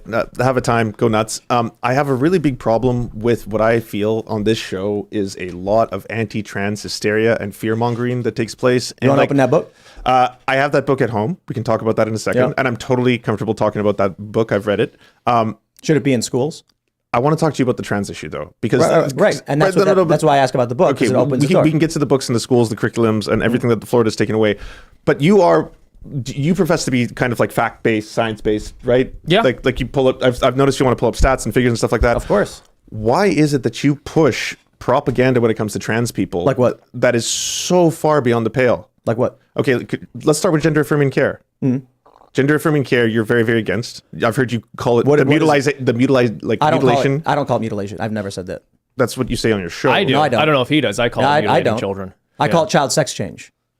When you were talking about Dwayne Wade moving his family, someone in the crowd said, "Why are you mutilating your son?" That was a quote from someone else. I didn't say that. I call it. But then you made. And I've explicitly said I don't take the right agitator approach of calling it mutilation because that's not effective in having a conversation. I will plainly call it a child sex change as what it is. I'm not going to call it gender affirming or mutilation because I don't think those things accurately explain what it is. Okay, so when it comes to gender affirming care. 0 to about 10. Are you talking about child sex change? No, I'm talking about gender affirming care. 0 to about 10 years old. You got to define it. The answer is yes. You got to define it, okay? Because if you're talking about something different, tell us what you're talking about. All right, so if someone is trans and they are young, and until they're about 10 years old before they go through puberty, gender affirming care would be in the form of you using different pronouns, preferred pronouns, and allowing them to dress differently. Yeah, I don't care about that. Do you have a problem with that? Does anyone here? Yes, I do. I don't. Okay, so both of you don't. Right. Mm-hmm. Okay, so do you accept that there is no surgery being performed on children at that age, from 0 to about 10? There's nothing, there's no hormone blockers, there's no puberty blockers? There is hormone blockers. I don't think surgery is happening on kids under 12. So hormone blockers aren't given to children until they go through puberty. That's not true. We actually pulled this up with Destiny. He actually called me out. I was wrong about a stat. Okay. What we found was 47,000 cross-sex hormones. I think it was something like 17,000 puberty blockers and like 2,000 double mastectomies for girls after the age of 13 or whatever. But so that doesn't apply to anything I just said. Puberty blockers were preteen. Puberty blockers. Yes, puberty blockers. They have to because they have to give them the puberty blockers before puberty starts. Yes, of course. Right. So you're just reaffirming what I just said. From 0 to 10 till you're about to go through puberty, gender affirming care only comes in the form of using different pronouns, using different names, allowing them to dress differently, and that's it. And you don't have a problem with that. Wait, Lupron too? Okay, so we'll get to Lupron, but up to that point, you don't have a problem with any of this yet, right? I'm saying, and you agree that there is no surgery being performed on children at that age. 0 to 10. Let me just start from the beginning so I can make sure I'm getting what you're saying right. Yeah. I don't care if parents call their kids names or whatever. I care about medical or surgical intervention. Okay, so that doesn't happen until about the age of about 16. That's the average age for. But you're wrong. Okay, like and look, we had Destiny on the show. We went into great detail about it. There are girls who are 13 who are getting this done, and there was a study. Actually, it was Canadian, I believe. 12 to 17, they had several hundred surgeries performed. Okay, so again, I said the average age, but if you want to say that there are people who get this at 12, that could be the case. Who would have it? I think let's start with puberty blockers, Tim. Lupron. You both have a big problem with Lupron? I don't know a lot about it, but I consider it a medical treatment. Okay. Yeah, we shouldn't be giving Lupron to kids. So you don't think you should give Lupron to kids? Why don't you want Lupron being given to trans kids? Because it's a puberty blocker that inhibits the natural function and development of their body. And more importantly, I think my view is built upon what we've seen out of Europe already, right? So earlier on, maybe a few years ago, I was more agnostic on the issue until Sweden, Denmark, Finland abandoned this and the Tavistock Center got shut down. And the data they released said this actually caused more harm than good. And then I was like, well, okay, hey, how about that? And for some reason in the United States, they're still hell-bent on moving forward with what we can already see from, better countries with better healthcare systems saying no to this, right? Okay, so I can address those individually because I have the explanation as to why that happened. When it comes to Lupron, 0 to 10 is about the age where gender-affirming care only comes in the form of different names, pronouns, stuff like that. We can all agree that's completely fine. We can't. I disagree. I disagree. You three can agree, but I don't. Fine. Okay, fine. But it's their show, so I just want to concentrate on them for 1 second. My position is more just like, I don't know, man, like social therapy stuff. They say that after puberty, desistance rates are between 65 and like 92%. Okay, so that's completely false. I'll get to that. We have to do this. Come on, bro. We have to do this piece by piece first. Okay. Oh. Let's get through Lupron. Hey, I just proved you wrong. Studies show 10 follow-up studies found desistance of 61 to 98%. Yeah. Can you click on the Wikipedia article? Detransition topics. Oh, you're missing the mic. Can't hear you. Oh, sorry. Missing the mic. What are the studies? Where are we talking about? I would like to know if you are taking these studies specific. Well, because I have each one of them written down here, and I'm quite curious. Is the Drummond study one of them? Is the Wallen study? Is Stensma, the Swedish study, a part of this? The 2011 study? Probably. I don't know. Well, we should know. This is incredibly important for what we're talking about. It's not. This is 2018. This is Gender Dysphoria in Adolescents, Current Perspectives in the National Library of Medicine. Okay, scroll down to the conclusion of this one. Just want to get the mic again. Oh, sorry. You can carry it around with you. Yeah. Move it. I gotta get used to this. Yeah, no. I know. Scroll down to the conclusion of the study. Well, yeah. I mean, I want to at least skim some of the what the numbers and reference are to, like the reference. While you're skimming, when I think of a little kid being outcomes, like a little boy being like disorders. I'm a girl. The parent, I would hope that the parent would be like, you can pretend to be whatever you want. You can be an actor. You can play a girl. But I get afraid when a mom's like, he said he's a girl. That means he's trans. Right. So for this, it's not a process. It doesn't exist in which someone can say, hey, I'm a boy, I'm a girl. And then they go into a doctor's office and like, well, take some Lupron. It's you do years and years of consultation between a doctor and between like a therapist and between the patient itself. I'm just going to read this. Sure, of course. Adolescence is a crucial time for identity and psychosexual development in young people with gender identity concerns. The outcomes of GDC have been discussed in terms of its persistence and desistance. For most children with GDC, whether GD will persist or desist will probably be determined between the ages of 10 and 13 years, although some may need more time.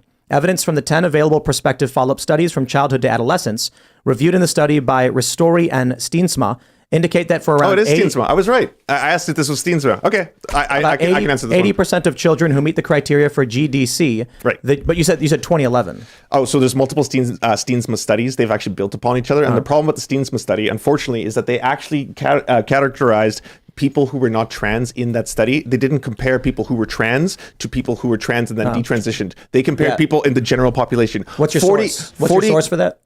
The actual author of the study has come out since and said what can I pull up to confirm that? Okay.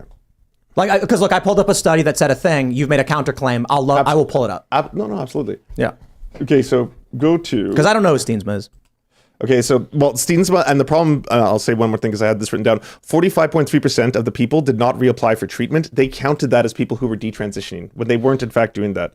Wait, so can I ask you something? Yes, go. Okay, so he asked for the source. Let's do things in order. I'm going to respond to what you just said. Trans advocate. I need to respond to what you just said right now. That last point is kind of important to respond to. Okay. We're literally talking about desistance. Right. If they're including people who desisted, you'd have to get the number of those who desisted. They included people who did not reapply for treatment. They counted that as someone who was desisting. That's just someone who didn't show up again. That's literal desistance. No, it's not. It's not. That's literal desistance. Not whatsoever, Tim. That is someone who has decided they just don't want to go talk to that doctor or experience things with that doctor. They could have gone off to a different doctor. They could have done something else. But that is not someone who has verifiably said, I was trans, I'm no longer trans. So, that's just people who did not show up. Your thing. Okay. So go to transadvocate.com/ I'm not going to I need a study or something, not an advocacy website. Okay, I pulled up a scientific study for you. I'm not pulling up a nonprofit Good job. advocacy So group. this is an interview with the person who did the study in this article.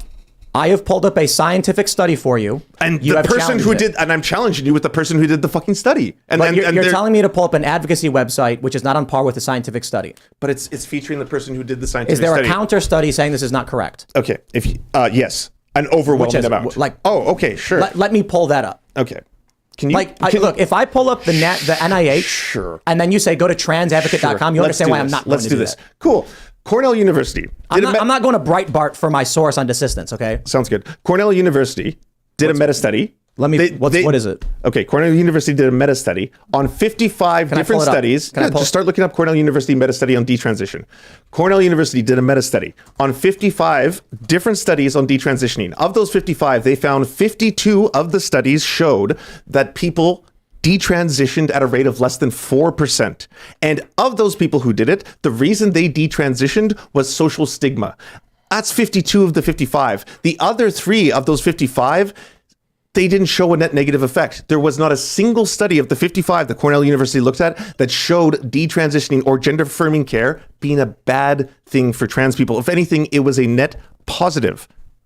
This is a meta study of a whole bunch of studies. I have another meta study. So wait, but hold on. But I'm trying to pull up a scientific study to confirm what you're saying. Yeah, I also just want to ask a question about this too. Sure. So you're mentioning that this is a meta-analysis of studies on people who have detransitioned, but by definition, right, this is taking into account people who went through puberty blockers, hormone replacement therapy, physical surgeries. Sure, for each study it was different things. In some of the studies, it was people who were going through puberty blockers. Some had hormone therapy, but a lot of them in one form or another had received gender affirming care. They were trans when the study first tried to identify these people, and then it looked at them years later. And how is this sample collected? Because almost every single issue or almost every single study I've seen from trans advocates on this issue use a convenience sample rather than doing some kind of controlled randomized test for the treatment. So this is a meta study of a whole bunch of other studies. Okay. So you would have to go between each study, because at the end of the day, I don't want to fall in this trap that me and Tim were about to do, where each of us starts saying like, well, I have a study. Well, you have a study. Well, I have a study. We could do this all day. So we should look at metadata, right? We should look at compromising data that looks over a whole bunch of studies. A second metadata study that I want you to look at,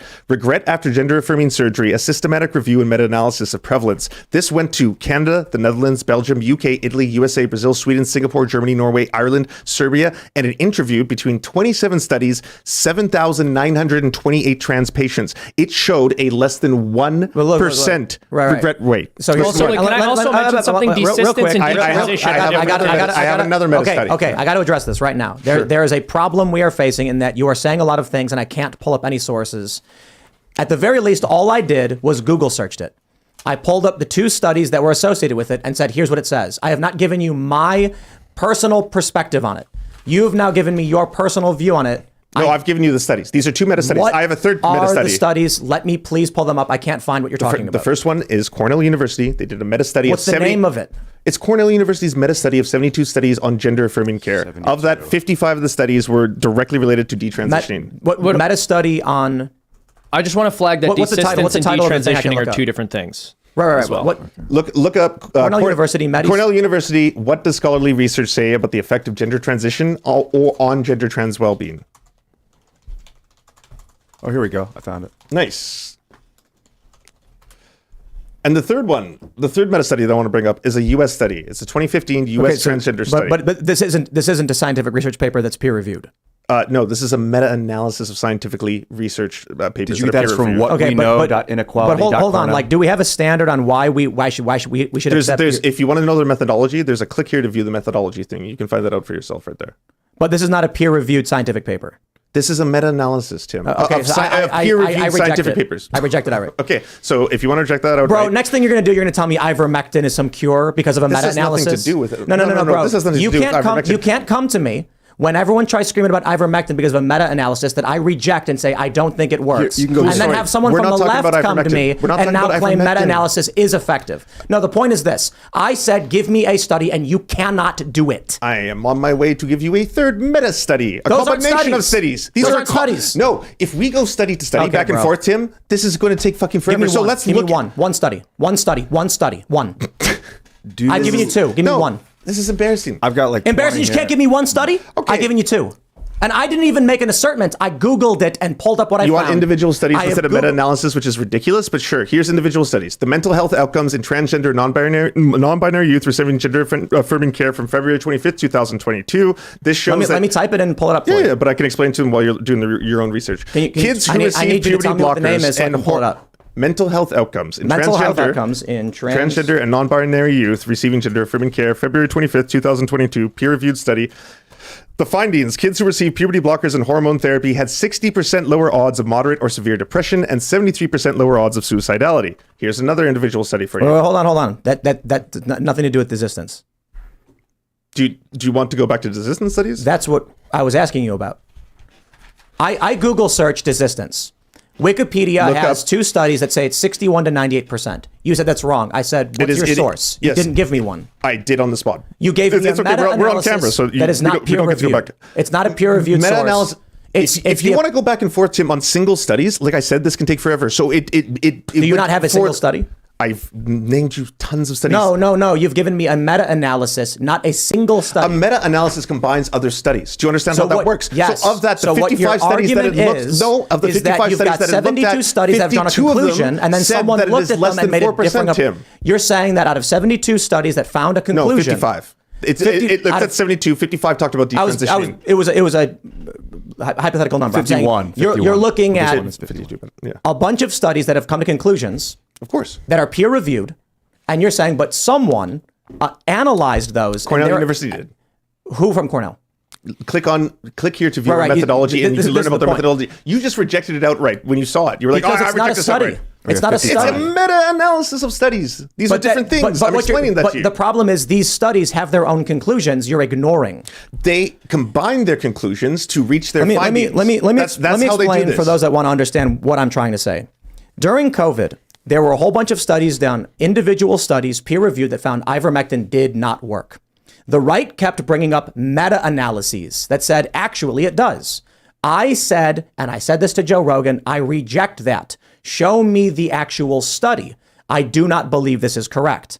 I will not afford you some benefit to come in and make the same argument to me. If you do not have a study that is peer-reviewed and cited, then I'm not going to entertain your opinions. So when I bring up the Cornell University study, that's not a study, it's a meta-analysis. Yeah, of 55 peer-reviewed studies, whose conclusion of 52 came to the fact that there is a less than 4% detransition rate. If you go to r/science, Tim, you can find out. No. Come on. I asked you for, you're pulling up Reddit when I'm I'm pulling up Reddit because Cecilia, I believe her last name is pronounced Dejen, explains and downplays why you're wrong about that 80 to 85% because she's the one who actually did that study. She's the one who did the study you cited. So she explains why it's being misused. It is not true. I can say this. There are arguments about what is true all day, every day. There's arguments that M theory is wrong and that science is unwilling to give up because too many scientists have dedicated their lives to it. So they argue that M theory is the theory, while others are coming up with like E8 Lie group theory or whatever.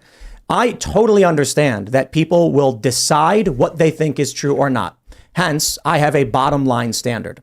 If the right comes at me and says, ivermectin meta-analyses prove it works, I say, don't know, don't care. We have rejected the concept of someone analyzing a collection of studies and making a determination. What our standard is, or at the very least where I'm at is, if we're going to have any basic agreement on what is or isn't, there has to be a unified standard there, which is a peer-reviewed study, which is not absolute. If I have two peer-reviewed studies and the establishment narrative, when I search for it, says 61 to 98%, I will not accept your meta-analysis opinion the same as I wouldn't for someone who believes ivermectin works, because your argument is founded upon the same basis as theirs. Okay, so first off, the meta-analysis of ivermectin actually showed that it wasn't effective at preventing or treating COVID-19. That was the actual meta-analysis on ivermectin. So it actually would back up your own claims. Secondly, you and me can look at individual studies and it can take a very long time, but we should look at regret after gender affirming surgery, a systematic review and meta-analysis of prevalence, which looks at, again, 27 studies and interviews 7,928 trans people across the world. And again, in places like Italy, USA, Brazil, you name it, that meta-analysis also found a less than 1% regret rate. You have to be able to combine multiple studies because this is something that has been so thoroughly investigated globally for so long that to ignore the science and data on this is to flagrantly. Well, there's not been a single large-scale randomized clinical trial for puberty blockers to treat gender dysphoria. There's not been one. You all are very against Lupron, right? Well, I don't know much about it. I know. I just saying very against is pretty strong. Okay. I'm typically like we shouldn't give. I'm saying there hasn't been one large-scale randomized clinical trial for these treatments. Like Lupron for when children go through like the early onset puberty. Yeah. And it's like an actual medical issue. Like, yes, of course. That's why saying very against something is like, well, what we're talking about is.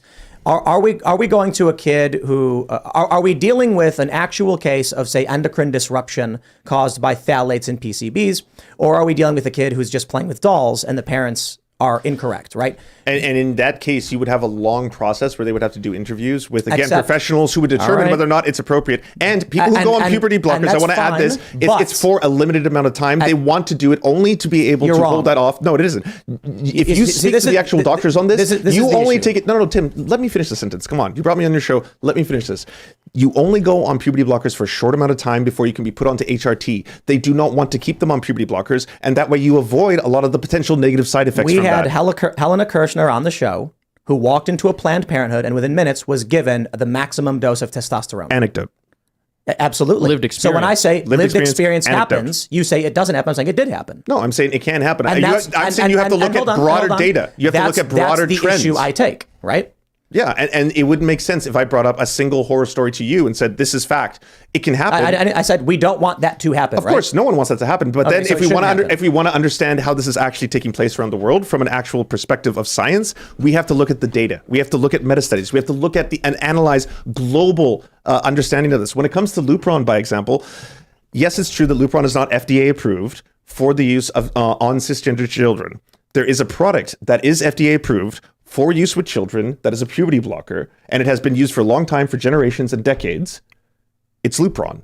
It was just being done. No, but that's for an entirely different reason. That's for an entirely different reason. So to say we want to prevent a child from undergoing early onset puberty so that they can develop at a normal, healthy rate is entirely different. It is entirely different from saying we're going to administer puberty blockers because this child feels they're a member of the opposite sex. But whether that's an entirely different reason. Whether or not it's because you're looking for a different is going to be the problem, right? You want to know whether or not its use is going to be dangerous on children. And the reason for administering a certain treatment can render it dangerous. So, for example, if we have been amputating people's limbs for hundreds of years, if I go into a doctor and say, please cut my arm off because I don't want it anymore, and he cuts my arm off, that's medical malpractice. For you to jump in and go, we've been cutting people's arms off for hundreds of years. This is medically approved. People are allowed to do this. Can I answer this? Is not, yes, absolutely. So what you're describing is called BIID, body identity disorder. I forget how it's spelled. It is a real phenomenon. Dysmorphic. It's extremely rare, but we know enough about it at this point to know that people will seek out to get operations on the black market if they have BIID. And what we found when people do that and go into the black market to have a limb removed is that it only provides a temporary amount of relief for their condition, and then it returns and they have further complications from the fact that they now have a disability and or medical complications that come from all that. My point is not about any kind of body dysmorphia about losing a limb. My point is about drawing a false conclusion by a medical treatment being allowed under circumstance A but not being allowed under circumstance B. You're saying we allow it for kids who have hit precocious puberty, but then we don't allow it for kids who don't want to go through puberty because they want to be a member of the opposite sex. It's still not FDA approved. That's different. But you understand my point. You can't claim those things are the same. I just Google searched it real quick. Stat in 2017, 100 out of 100 with NewsGuard. Drug used to halt puberty may cause lasting health problems. More than 10,000 adverse event reports were filed with the FDA, reflecting the experience of women who've taken Lupron, describing everything from brittle bones to faulty joints. Regarding meta-analyses, I'm worried about, giving kids things on an experimental basis. Yeah, this is a huge, long conversation, and it would be so awesome to go through each study. I would love to. It would probably take like 7 hours, 6 hours, but we could do it, but like not tonight, unfortunately. Well, so let me ask you though. But I want to keep down this path because I think we're making good progress. Let me ask you a question, right? Like Jazz Jennings is sterile, right? I don't know much about Jazz Jennings. Jazz Jennings. She's a reality TV show, right? Jazz Jennings. Yeah. I'm concerned that Jazz isn't trans. Because That's not for us to say. I didn't say. I said I'm concerned that Jazz is not trans, right? And the reason is Jazz is dating women now, right? So then Jazz would. What does that have to do with being trans? Well, Jazz would then be a biological male dating women at the age of 23. What does that have to do with being trans? So it has to do with whether or not Jazz made the decision for themselves or the parent made it when they were 3 years old. So the question is, we want to avoid a John Money type situation, right? Where you had these two kids and the doctor told one of the young boys he was actually a girl and then forced him to live as a girl, ultimately resulting in his suicide and then the death of the brother as well. We don't want that to happen. And so that did happen already, and we know that happened. So we have to be careful about taking a 3-year-old and then raising them and telling them they're female, because then if they start exhibiting traditional, gender behaviors, there may be some concern. For instance, Jazz stopped dilating. And that was the big controversy over the past few weeks, the mother going on TV saying she would force Jazz to do it. If Jazz is saying, I'm not gonna, and the mother saying, do it or I'll wring your neck, which is a quote, and then Jazz is not dating women, we're starting to see a pattern that may be concerning because it follows the John Money situation. Whether or not Jazz is trans or not, my concern is, what if? And that means there may be children who are going to be pushed down a path that ultimately leads to their suicide because their parents can't make the decision for them, but they did. So the data overwhelmingly shows that if you give children gender-affirming care, especially if you have loving and accepting parents who accept children's actual gender identity, it reduces the rates of suicide dramatically. In the case of a parent who affirms their child's gender, it can reduce suicide rates of up to 93% in some studies. It's not a case of... more often than not, these are children who are approaching their parents saying they think this is something happening to them, and parents pushing back and being like, no, this is wrong. You're just a tomboy. Oh, this is not you. This is blah, blah, blah. And you don't go into a doctor and all of a sudden they're like, here's Lupron. They do. No, but they don't, Tim. The average amount of time... The average amount of time. You can't say they don't when we've had the anecdotes. They do. Call it an anecdote. It's an anecdote. Telling you it does happen. Of course, but that's an anecdote. We have to look at data. Don't say science, it doesn't statistics. happen. Well, it happens, but that doesn't mean it's a broad it should trend. Not happened. Right, but that's okay. This is asinine. We have to talk about what actually occurs via the numbers, right?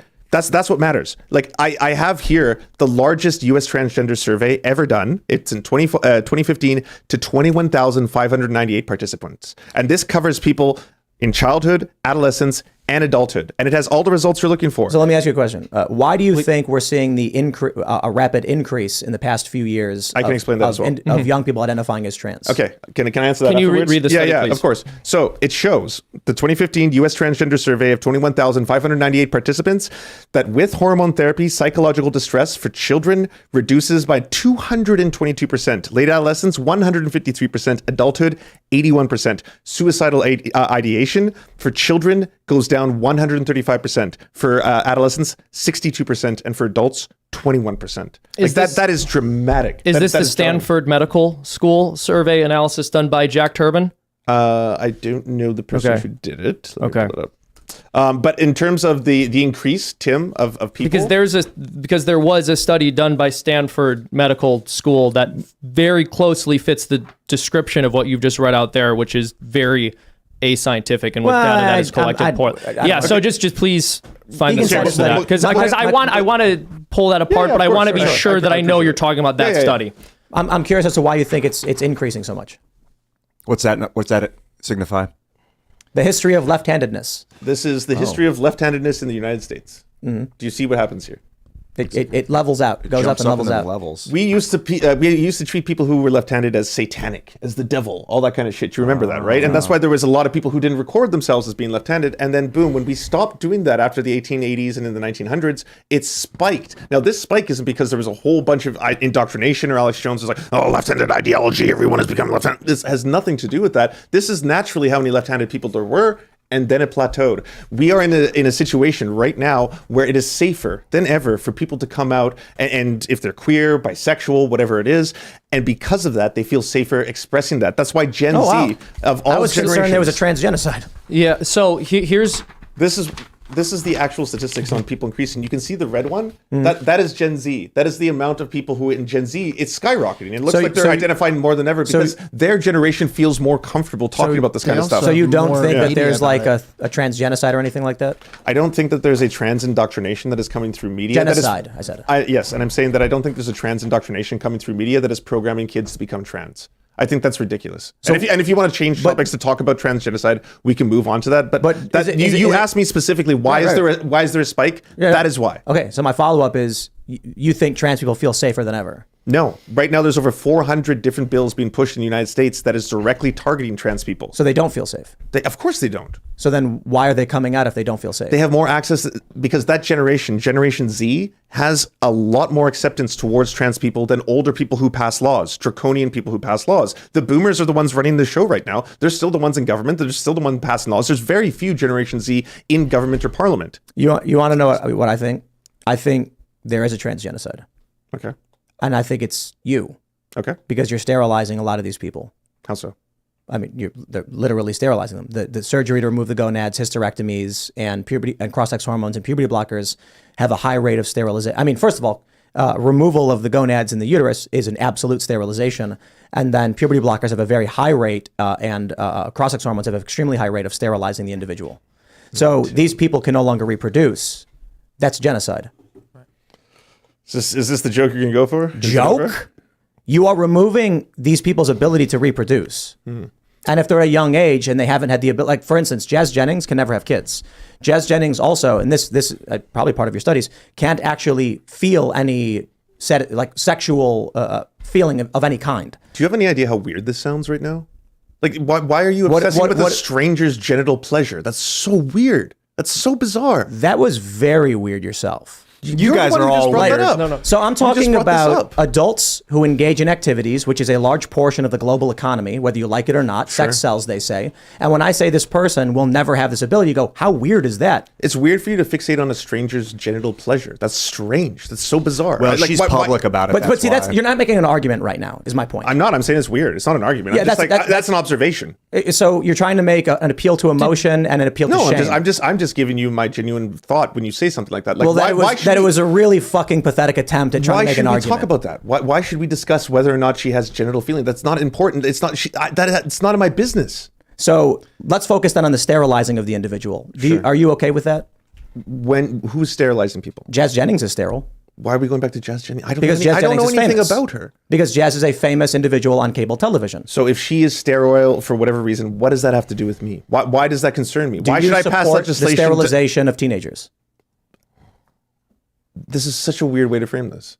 Like, you are removing teenagers' ability to have children. I'm not doing anything. I'm not a doctor, Tim. I don't have the ability to do this. Right? I support people having access to health care. Of course. Why would I want to prevent that just because some people have bigotry towards them? Let's try again. You seem scared of this.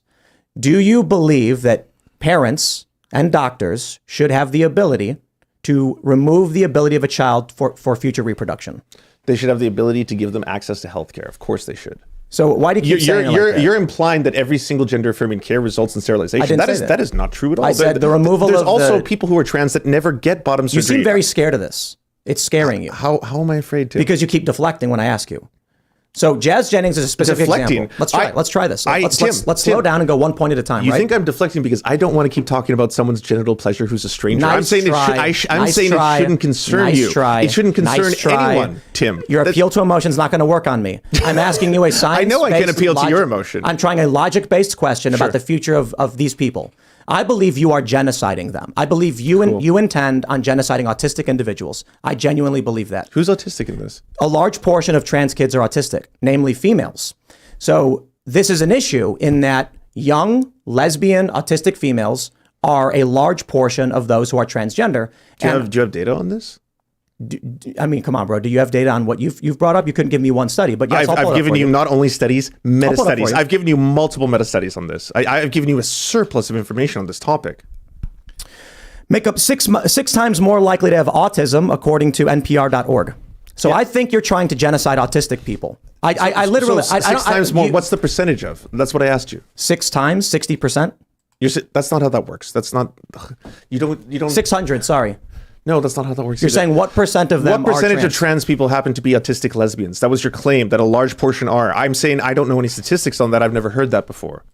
So the first thing I pulled up was that transgender and non-binary people are up to 6 times more likely to have autism, right? Right, but that's not answering the question yet. And your question is what portion of, let me Google it again.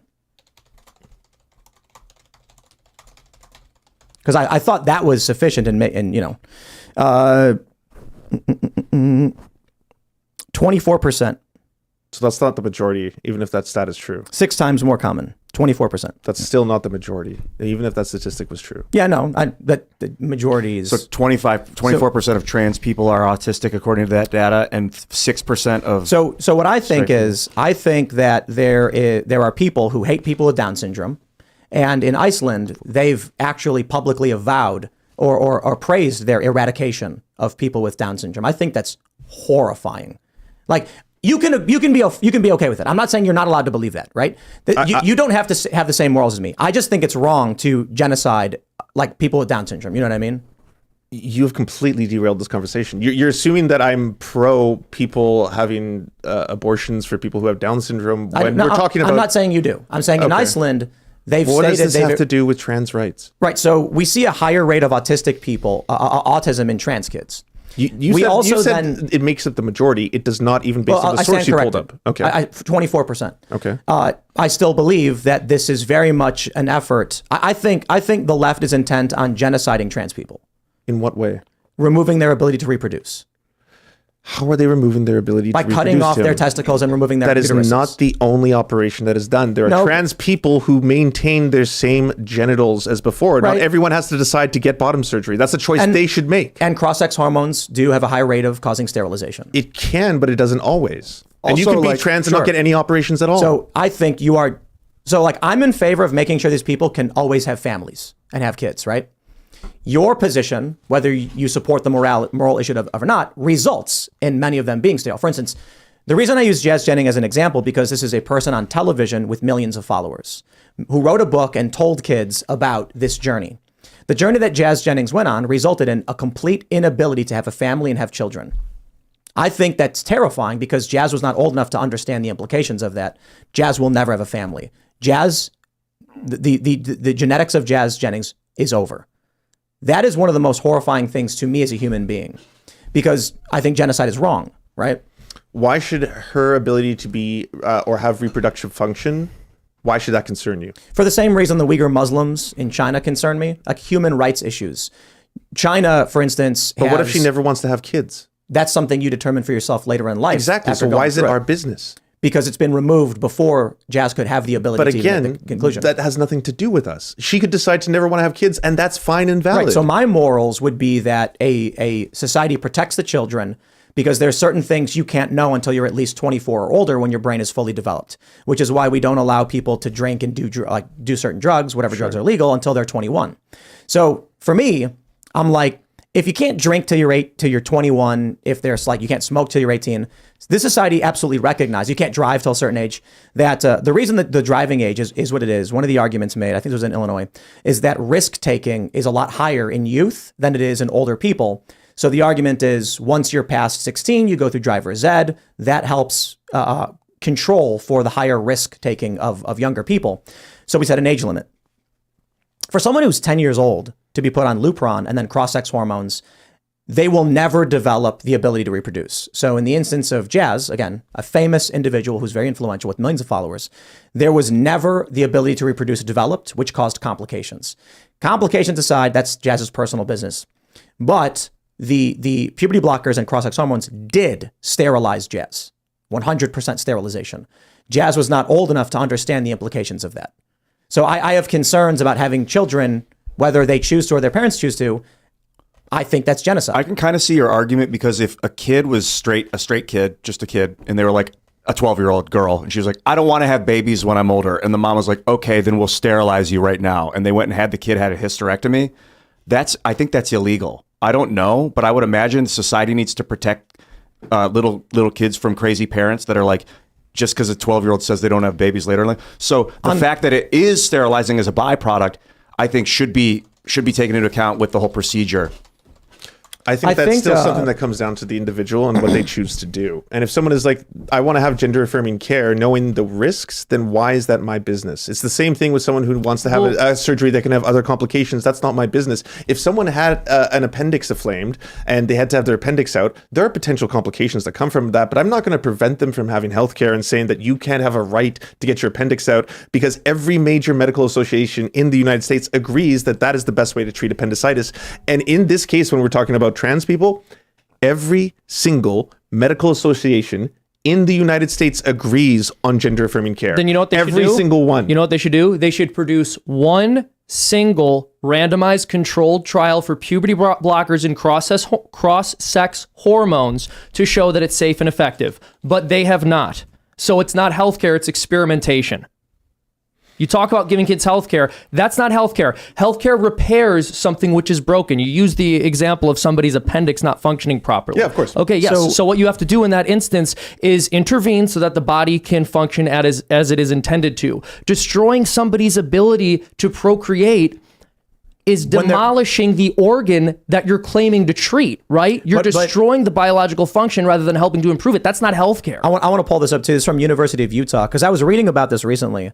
It goes on to mention that hormone replacement therapy can make you sterile, and that it's important. It can. It's important to preserve your sperm. It says if you're trans feminine, otherwise the hormone therapy may make it impossible for you to have biological children.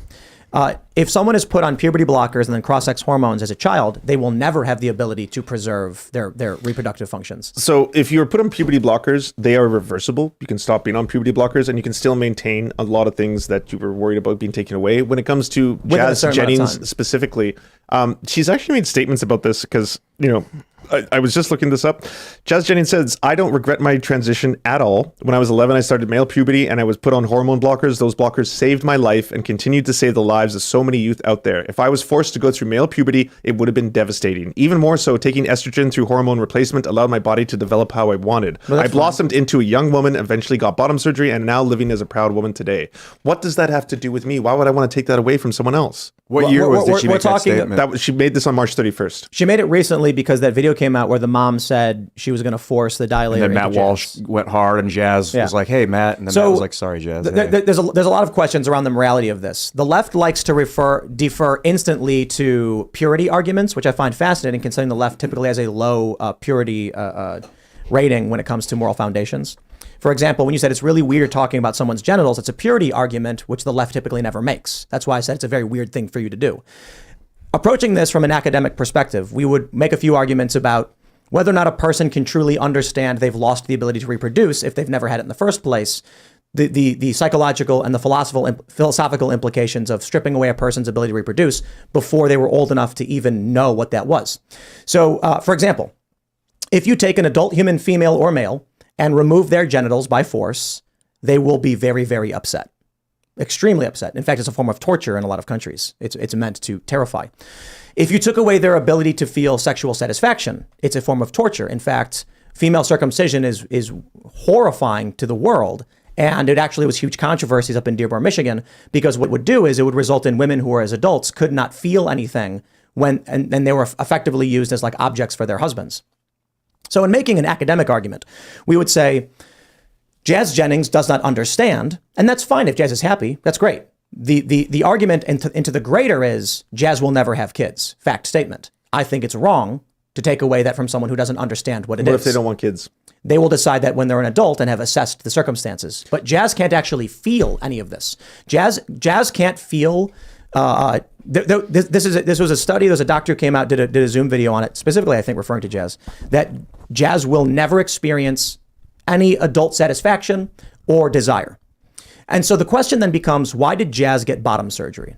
My question, why do you think Jazz got bottom surgery? Oh, I don't have to ask that. She explained why. She said that she's satisfied with it. That should be the extent of it. What did she say? I I don't regret my transition at all. When I was 11, I started male puberty and I was put on hormone blockers. Those blockers saved my life and continue to save the lives of so many youth out there. If I was forced to go through male puberty, it would have been devastating. Even more, taking estrogen through hormone replacement allowed my body to develop how I wanted. I blossomed into a young woman, eventually got bottom surgery, and I'm living as a proud woman today. Yes, I do struggle with mental health and always have, but it's not because I transitioned, and it's unfortunately something many LGBTQ plus people face. Why? Because it has a lot to do with hate and a lack of acceptance that we receive in society, like I was saying before. So to all of you speaking about our mental health for views and calling our families abusers for supporting our transition, you are the only abusers. So what was the purpose of the bottom surgery? It affirmed her gender. Of anyone. It affirmed her gender. What does that mean, affirmed gender? So you have, and all of us have, a gender identity that we want to express in one way or another. And with hers, she affirmed her gender through the process of getting bottom surgery to look more and feel more like a woman. Why do you think Jazz stopped dilating? I don't know. Probably because it hurt. But if this was an important part of affirmation, you'd think Jazz would maintain it. That's not for me to decide. That's someone else's own identity. So again, that's why it's weird to me to try and impose this upon someone else. Like to try and say like you're disgusted at the fact that she can't have kids or something like that. It's like, I don't know if she ever wants kids because I don't know who she is, but that's a decision for her to make between her and her doctor. Has nothing to do with me. Why would any trans child get a bottom surgery? Again, to affirm their gender.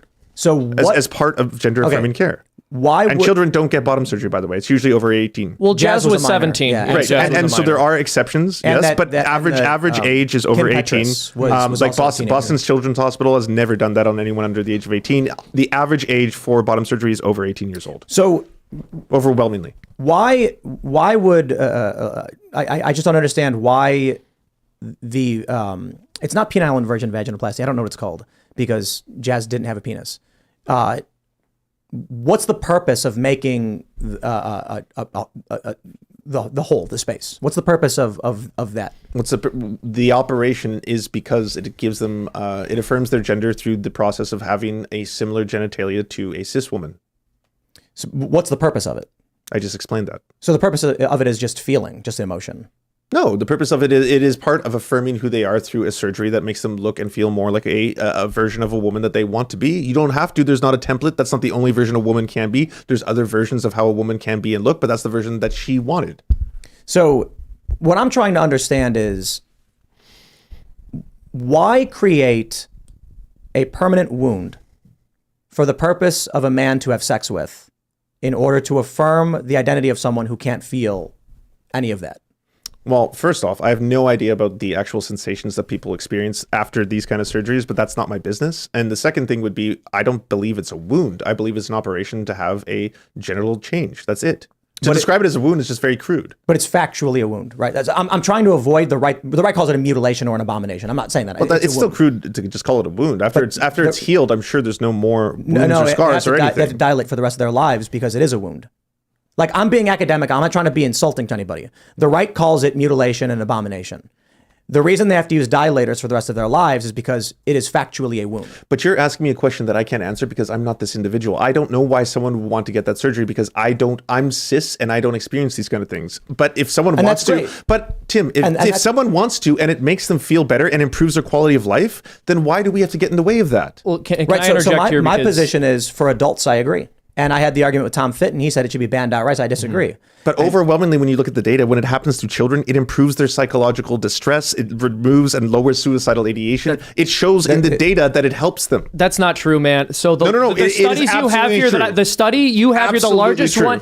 So first of all, as I mentioned, there have been no controlled randomized trial, but the largest study you cited there, the largest study that you cited there does not say what you think it says. The Stanford University one, it was 27,000 people who were surveyed in 2015, and then there were 2 analyses done of these studies by Jack Turbin, and he lumped data together and did a few manipulative things to get the results he wanted. But there's 2 very important things to mention, which is firstly, this study was based on convenience sampling. So they were speaking with people who were sent to them by LGBTQ advocacy groups and groups that they reached out to. So you're already not getting an unbiased population sample there. And then they were determining whether that person received puberty blockers and other such treatments or hadn't, but they didn't go over the reasons. In fact, the people who hadn't received puberty blockers or those kinds of treatments didn't receive them because they weren't allowed to. And one of the requirements for being able to receive that kind of treatment is some level of psychological stability, which means the people who weren't on puberty blockers in that study were more likely to be psychologically unstable, which we would expect to produce a higher suicide rate, but that wasn't controlled for. On top of that, the data actually shows that the men who are on estrogen were more likely to become suicidal. But what he ended up doing, that's true, what he ended up doing was lumping them together. So he said people on cross-sex hormones are less likely to commit suicide because according to the sample he had of women, that was true enough to overcompensate for the increased likelihood of suicidality in the men. And he just threw them all together as if a man taking estrogen is the same thing as a woman taking testosterone, and we could expect the same medical outcomes. And I'm saying that's bullshit. So to respond to you, I do have a number of peer-reviewed studies related to this. And if they're as good as that one, I'm telling you, they're trash. Mental health outcomes in transgender and non-binary youth receiving gender-affirming care. February 25th, 2022. This one shows kids who received puberty blockers and hormone therapy had 60% lower odds of moderate or severe depression, 73% lower odds of suicidality. Gender identity 5 years after social transition. This one is in the American Academy of Pediatrics, peer-reviewed, July 13th, 2022. Between 317 youth, they found 94% binary transgender stayed the same. Only 2.5% reverting as cisgender, 3.5% as non-binary trans. A UK 2019 study of 3,398 people who had gender-affirming care found that only 0.47% regretted it. Another one, the impacts of strong parental support for trans youth, found that parents who support trans youth, this was 433 participants, double-blind study, 93% reduction in reported suicides. So hold on, and I think we can all have the good faith that you did as much work fact-checking those studies as you did the one I just tore apart, but I didn't have time to go into every single bit of statistical information you would bring here. This is the problem with like you mentioned, going to studies back and forth or whatever. So that's why I'm fine with. I'm not here to change your morals, right? Oh, I know. And that's fine. So my question would just be, why do you think it is that in Europe they've abandoned these practices? A lot of it was political. If you look at the history of it, especially when it came to puberty blockers and how that was handled, it was in large part a political decision that both medical groups, advocates, as well as pro-LGBTQ organizations outwardly protested. And especially, like, I know you're going to bring up Finland, I believe was one of the countries that did it, Sweden as well. And the UK. Yeah. And in a number of cases, Denmark, this is something in which experts in the fields of endocrinology, pediatrics, they were very opposed to it. It was politicians who were pushing for this. And so this was a political decision. This is why I don't like when politics get directly involved in medical decisions, because, I mean, like you were saying, if you want to look up the actual organizations that support this, it's every major medical association in the United States, everyone without fail. But they're for profit. A lot of times, if you don't get politically involved in the medical industry, they'll experiment on humans for money. And also, some of them are, some of them are not. If I listed them to you right now, because I have the list, some of these are not for-profit institutions just looking to make a fucking buck. Some of these are just genuinely concerned about child health care.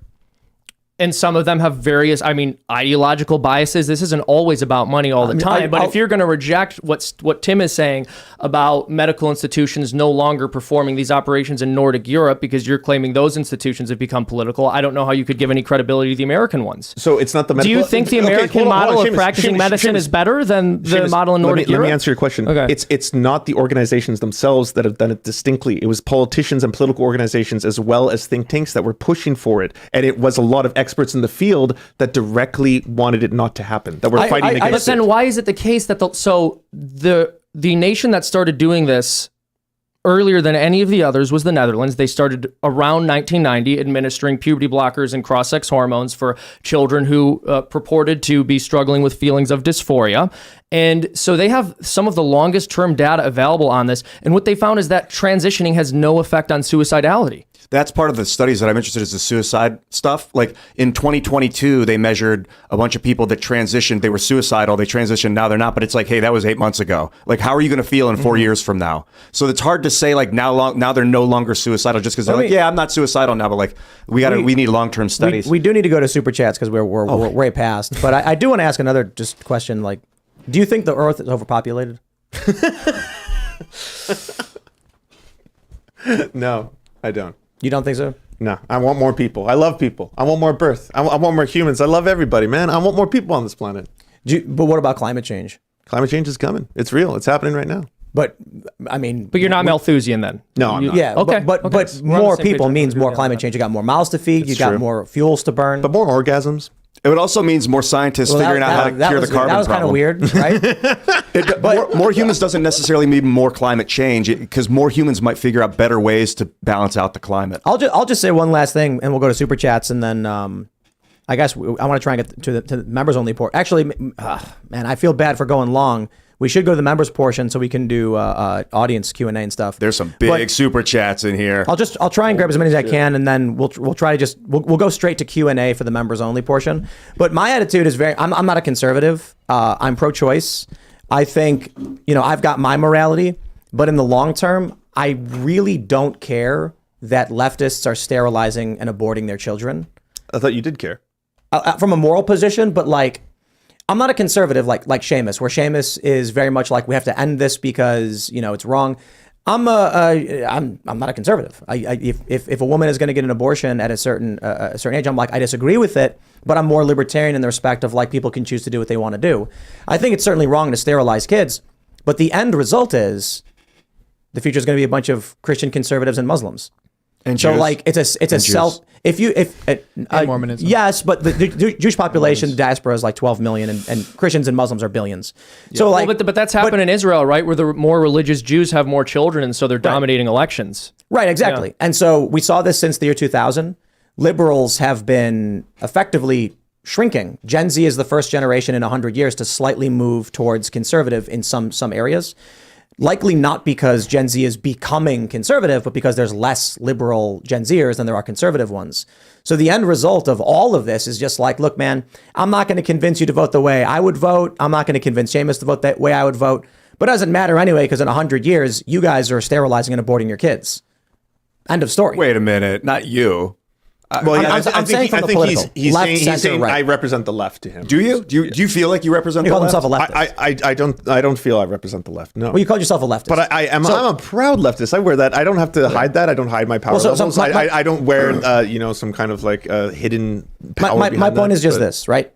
I'm just saying I'm like there's no single voice for the left. I'm not the voice of the left. No, sure. I'm just saying the left will cease to exist.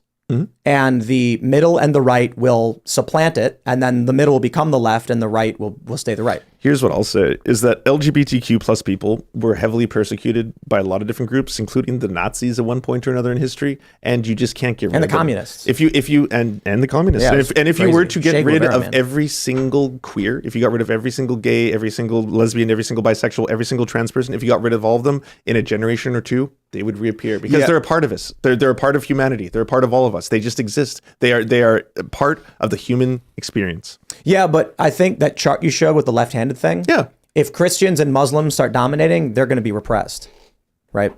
So the idea is it's like basic math. We saw this in 2000. Liberals were having 1.45 kids and conservatives were having 2.01 kids. So conservatives were at replacement levels and liberals weren't. 20 years later, we see slightly more, for the first time ever, conservative Gen Zers in some areas. Gen Z is about, according to Pew, as progressive as millennials. In some areas, a little bit more progressive. In some areas, a little bit more conservative, which is shocking because every generation was skewing more progressive. This is likely due to the fact, not, like I said, not that children were like, I'm conservative now, but conservatives had more kids. So it really doesn't matter what your position is if your position is less kids for the left and more kids for the right. So you think transgender people should have more kids? I would love it if trans people and LGBT people had children and families. That's my personal morality. But the end result is there is one faction that is pro-abortion, unrestricted, and in favor of practices which result in a substantial rate of sterilization for children. Conservatives, be it Muslim or Christian or Jewish, don't do these things. And so the future is very obviously going to be an Abrahamic conservative country. Yeah, but we need a more scientific religion in the future. This is another 2-hour conversation, maybe. Let's read some super chats, and then we'll try to get the members only Q&A straight to the Q&A, and I'll try and find some good super chat questions just to make sure. Carly says, as a woman who's had an abortion and given birth later in life, this man needs to do some research, but he sure has some balls for having this conversation on Timcast. Well, I respect it, absolutely. I thought it was a good conversation. The SerfsTV. Lance. Yeah, what is it? YouTube.com/SerfsTV. Yeah, everywhere social media is sold at the SerfsTV if you want to hear my musings. And I will add that while I do distinctly disagree with most of the takes of the people on this panel, they've been very friendly and very nice to me, and they put me in a nice hotel. And Ian is just as friendly in real life as everyone led him to believe. I'm going to the moon if you did. Let me. Here's one from Marby Doug. He says, "Please ask your guest if he feels the same about bodily autonomy with regards to the vaccines." Yeah, I think you should have the right whether or not you want to take the vaccine. So you would disagree with the vaccine mandate? A forcible vaccine mandate?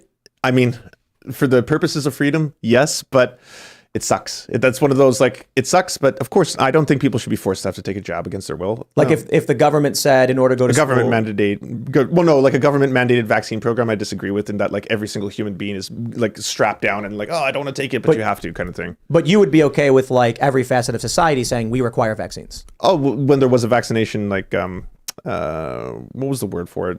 Like a segregation of people who were vaccinated and unvaccinated. Well, like, you oppose the government holding you down and vaccinating you. Yes, I think you should have a choice whether or not you should do that. But other people should have a choice whether or not they get sick from you because you didn't vaccinate yourself. Do you think the government should be allowed to mandate vaccines for public accommodation? Yeah, for certain things, of course. Like, we already do that for hospitals. You have to be vaccinated if you're a nurse or a doctor against a host of different things for obvious medical reasons. And I think that serves an important purpose. So same thing with the military. The military is mandatory vaccination for the same reasons. But so your line is bodily autonomy, but not participation in society. Well, you can choose whether or not to be a doctor. You can choose whether or not to be in the military. Well, I mean, like going to a cafe or a movie or something, right? Well, yeah, but I'm saying that there are certain things where it makes sense from a scientific standpoint, where, like, if you're a doctor or nurse, yeah, that probably is something that you should be vaccinated for. It depends if that is directly going to have an impact on the broader society if people get sick writ large. But that means no bodily autonomy. No, bodily autonomy up to a point. You can choose whether or not to go to the movies. That's your choice. You can choose whether or not to join the military. So that's my point, right? You don't agree with the government holding you down, but you do agree with the government excising you from society. We already accept this. The government does that in a variety of ways already. Right. So the limit is we already live in that Madison society. Square Garden, for instance, had a vaccine requirement, and I think Joe Rogan had to refund tickets because he set up the show before the requirement, and it was the government that imposed the requirement on all the businesses. So the vaccine mandate, there's two ways to look at it. I think what they're asking is ostracizing or excising someone from society is a vaccine mandate, right? Restricting someone's ability to... You have an ability to... You have a choice to do it whether you want to or not. It's whether or not you can have convenience and pleasure in society. And it's obviously a big inconvenience if you don't get to go to see Madison Square Garden, of course. So, but this is a by-case basis as well, right? The government can pressure you to do it. They can take away pressure, for sure, privileges and access until you do it. Yeah, as a matter of public safety, we already allow this. The government does this in a variety of ways for a ton of different things. I get concerned about that phrase "public safety" because if they're like, this common cold is very, very contagious. Hey, we have a vaccine ready for it. And I'm like, let's do some long-term studies. Vaccines can be very dangerous if they're not studied properly. So maybe that's another conversation to have. I think it's very important not to let the medical industry govern us. Well, that's why we have a government. Also, this isn't all axiomatic, right? So you could have the position that under no circumstances would you ever support the government mandating vaccines. You could be of the position that you would be in favor of it, but just not for a disease with the infection and mortality rate that COVID has. There's a lot of different approaches. So Admar says, this guest looks like the kid of Brendan Fraser and Justin Long. Did you get that, Brendan Fraser? Not an insult. My life. I've been called Brendan Fraser my entire life. It's a running meme. Tim, I gotta read this one. There was a super chat. I love how they call me a kid, by the way. Hey, just so everyone knows, I'm the oldest person in this room. No, I'm 44. Oh, okay, never mind. I take that back. Dude. I gotta read it. I gotta read this one. This is important. 1776's Life says, "What is a woman?" Would you like me to answer that? Yeah. A woman is an adult human female. Easy enough. I agree with that.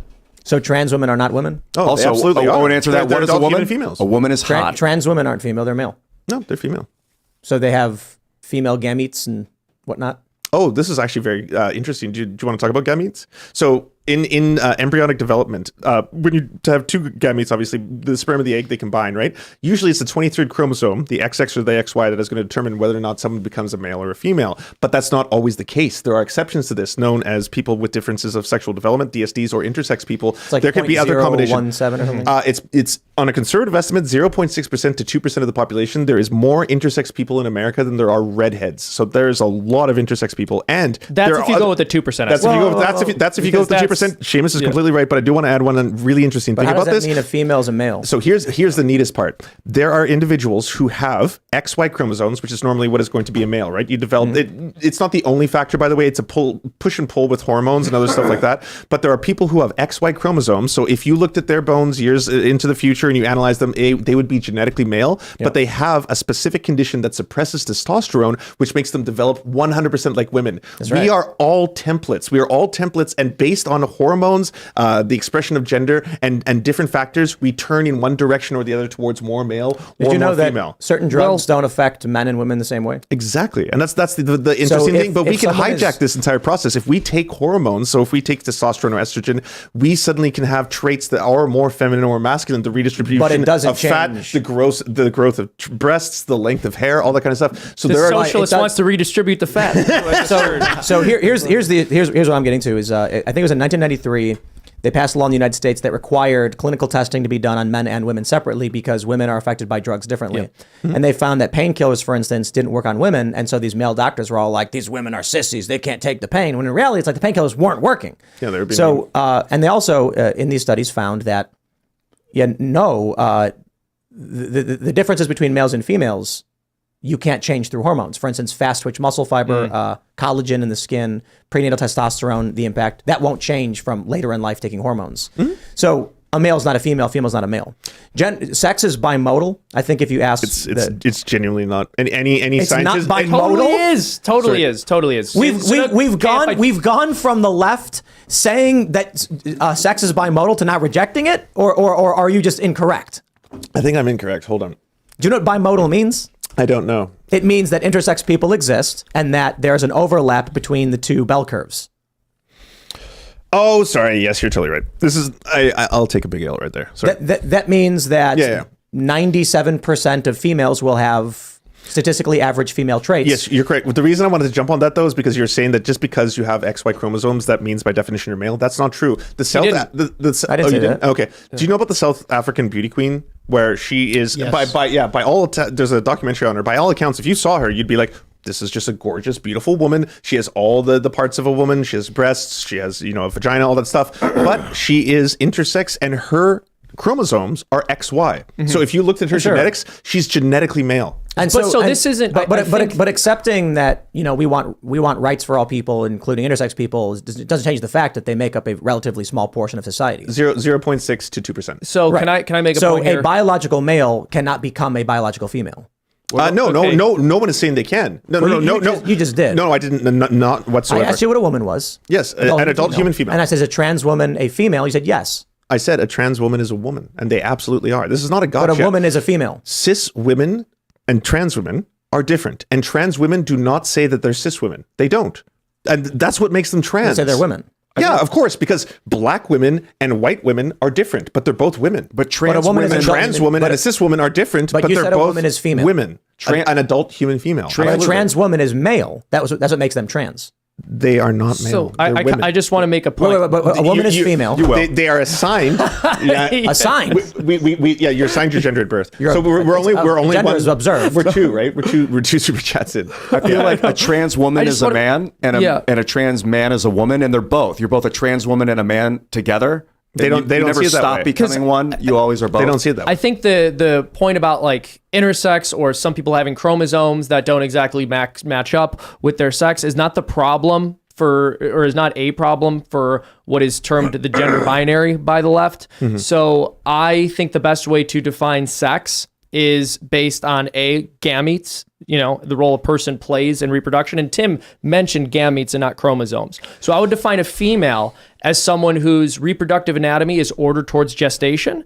And then a male is someone whose reproductive anatomy is ordered towards insemination. The operating phrase there is ordered towards, right? Because someone can have an issue with their reproductive anatomy, but it's still ordered towards something. And recognizing the bimodal nature of human sex. Meaning that overwhelmingly there's two big trees with a slight overlap in the middle. Well, even that overlap in the middle, the vast majority of people who are intersex are basically clearly a member of one sex, but with some feature that appears differently. But with one or two features that appear a bit differently. That's a huge problem. That's a massive problem. But then, people who you genuinely can't tell are extremely rare. I don't like the argument that we should reform society around, very, very small minorities, other than just protect the rights of. So if we're talking about, the issue of biological males going into women's bathrooms or something like that, you have an issue of the civil rights of females versus the civil rights of trans women, and that's where the conflict comes into play. Yeah, but the conflict there is pretty easy. The majority of people who abuse women in bathrooms is cis men. Let's go after cis men for that. Well, I think the solution is easy, just single stall bathrooms. Like, I don't know. Also, can I ask? The bathrooms here aren't gendered by, I want to say, everyone at home, if you didn't know that, they don't gender the bathrooms here. There's no signs. Single rooms. Yeah. That's just, that's the way the world should be. My position has always been single. You don't have a right to be comfortable. That's not one of your rights. You could deal with it. Life is weird and uncomfortable sometimes. But the bigger question is, in general, when it comes to the transgender men in sports and women in sports and things like that, is the rights of females versus the rights of trans people, and who gets supplanted. Right. And so my answer to the bathroom problem would be the majority of women who are abused in bathrooms are abused by cis men. And so that we should be, if we want to protect women and go after abusers, go after cis men who attack women in bathrooms. But how do you tell the difference between a cis man and a trans woman? I have to add one more part to that. Trans women are more often the victims of sexual and physical abuse than they are the perpetrators. But that didn't actually address what I said, right? It's like females and trans women, who gets supplanted? If females say we want a space free from males, period, then should they have their rights protected in having a safe space, or should trans women say, no, we actually get access to this space? Do trans men take away from your experience? Do they supplant you as a man? Me personally, I don't care. Right? Me too. In fact, trans men make my experience way more interesting. But you haven't answered the question. Because you're saying supplanting their experience, right? You're taking away from women. There are women right now, yes, who are saying, they're biological females saying, we do not want biological males in our space. Mm-hmm. So should Blair White be allowed to go in that bathroom? I think Blair White should go in the bathroom where Blair White appears to fit in most. So why does she get a pass? Because she's very passing? Is that why? I'm not talking about, my view is Buck Angel should go in the men's room and Blair White should go in the women's room. But they disagree with that. She's technically a biological male. I think Blair White agrees with what I just said. Yes, but you're taking my position. And good for you. That's woke as fuck. Hell yeah. That's based. We made progress. I don't know if you watch the show. It's not progress. I've always had that opinion. It's based as fuck. Hell yeah. But I've always had that opinion. So even Cassandra Fairbanks. So trans women can go into women's bathrooms. Awesome. Right. Awesome. I don't know. We agree. So my issue is, hell yeah. Seamus doesn't agree with that. Yeah. And Buck Angel's biologically female. But you think Blair White should have to go into a man's bathroom? Yeah. Yeah, absolutely. But I think that just causes more problems. Because well, I don't want to say anything that's going to get Tim's YouTube channel taken down. Let's go to the members only show, and Seamus can then say all of his nasty Catholic things. Well, yeah. All right, everybody. Here's what's going to happen. I'm sorry we didn't get to the super chats. I genuinely apologize. This is what happens. We go off, right? We're going to go to the members only chat. We're going to do audience questions. Smash the like button if you'd like, and head over to timcast.com. Become a member. We're going to do the members only so that Seamus can say naughty words or whatever. Yeah. But before we go, that's what they call the truth. You can follow the show at Timcast IRL on Instagram. You can follow me personally at Timcast. Lance, do you want to shout anything out? Thank you so much for watching me and listening to my radical leftist Marxist agenda. If you want to see me anywhere else on the internet, go to everywhere social media is sold at the SerfsTV. That's at the SerfsTV. And also shout out to the leftist mafia who's watching this right now. Love all of you.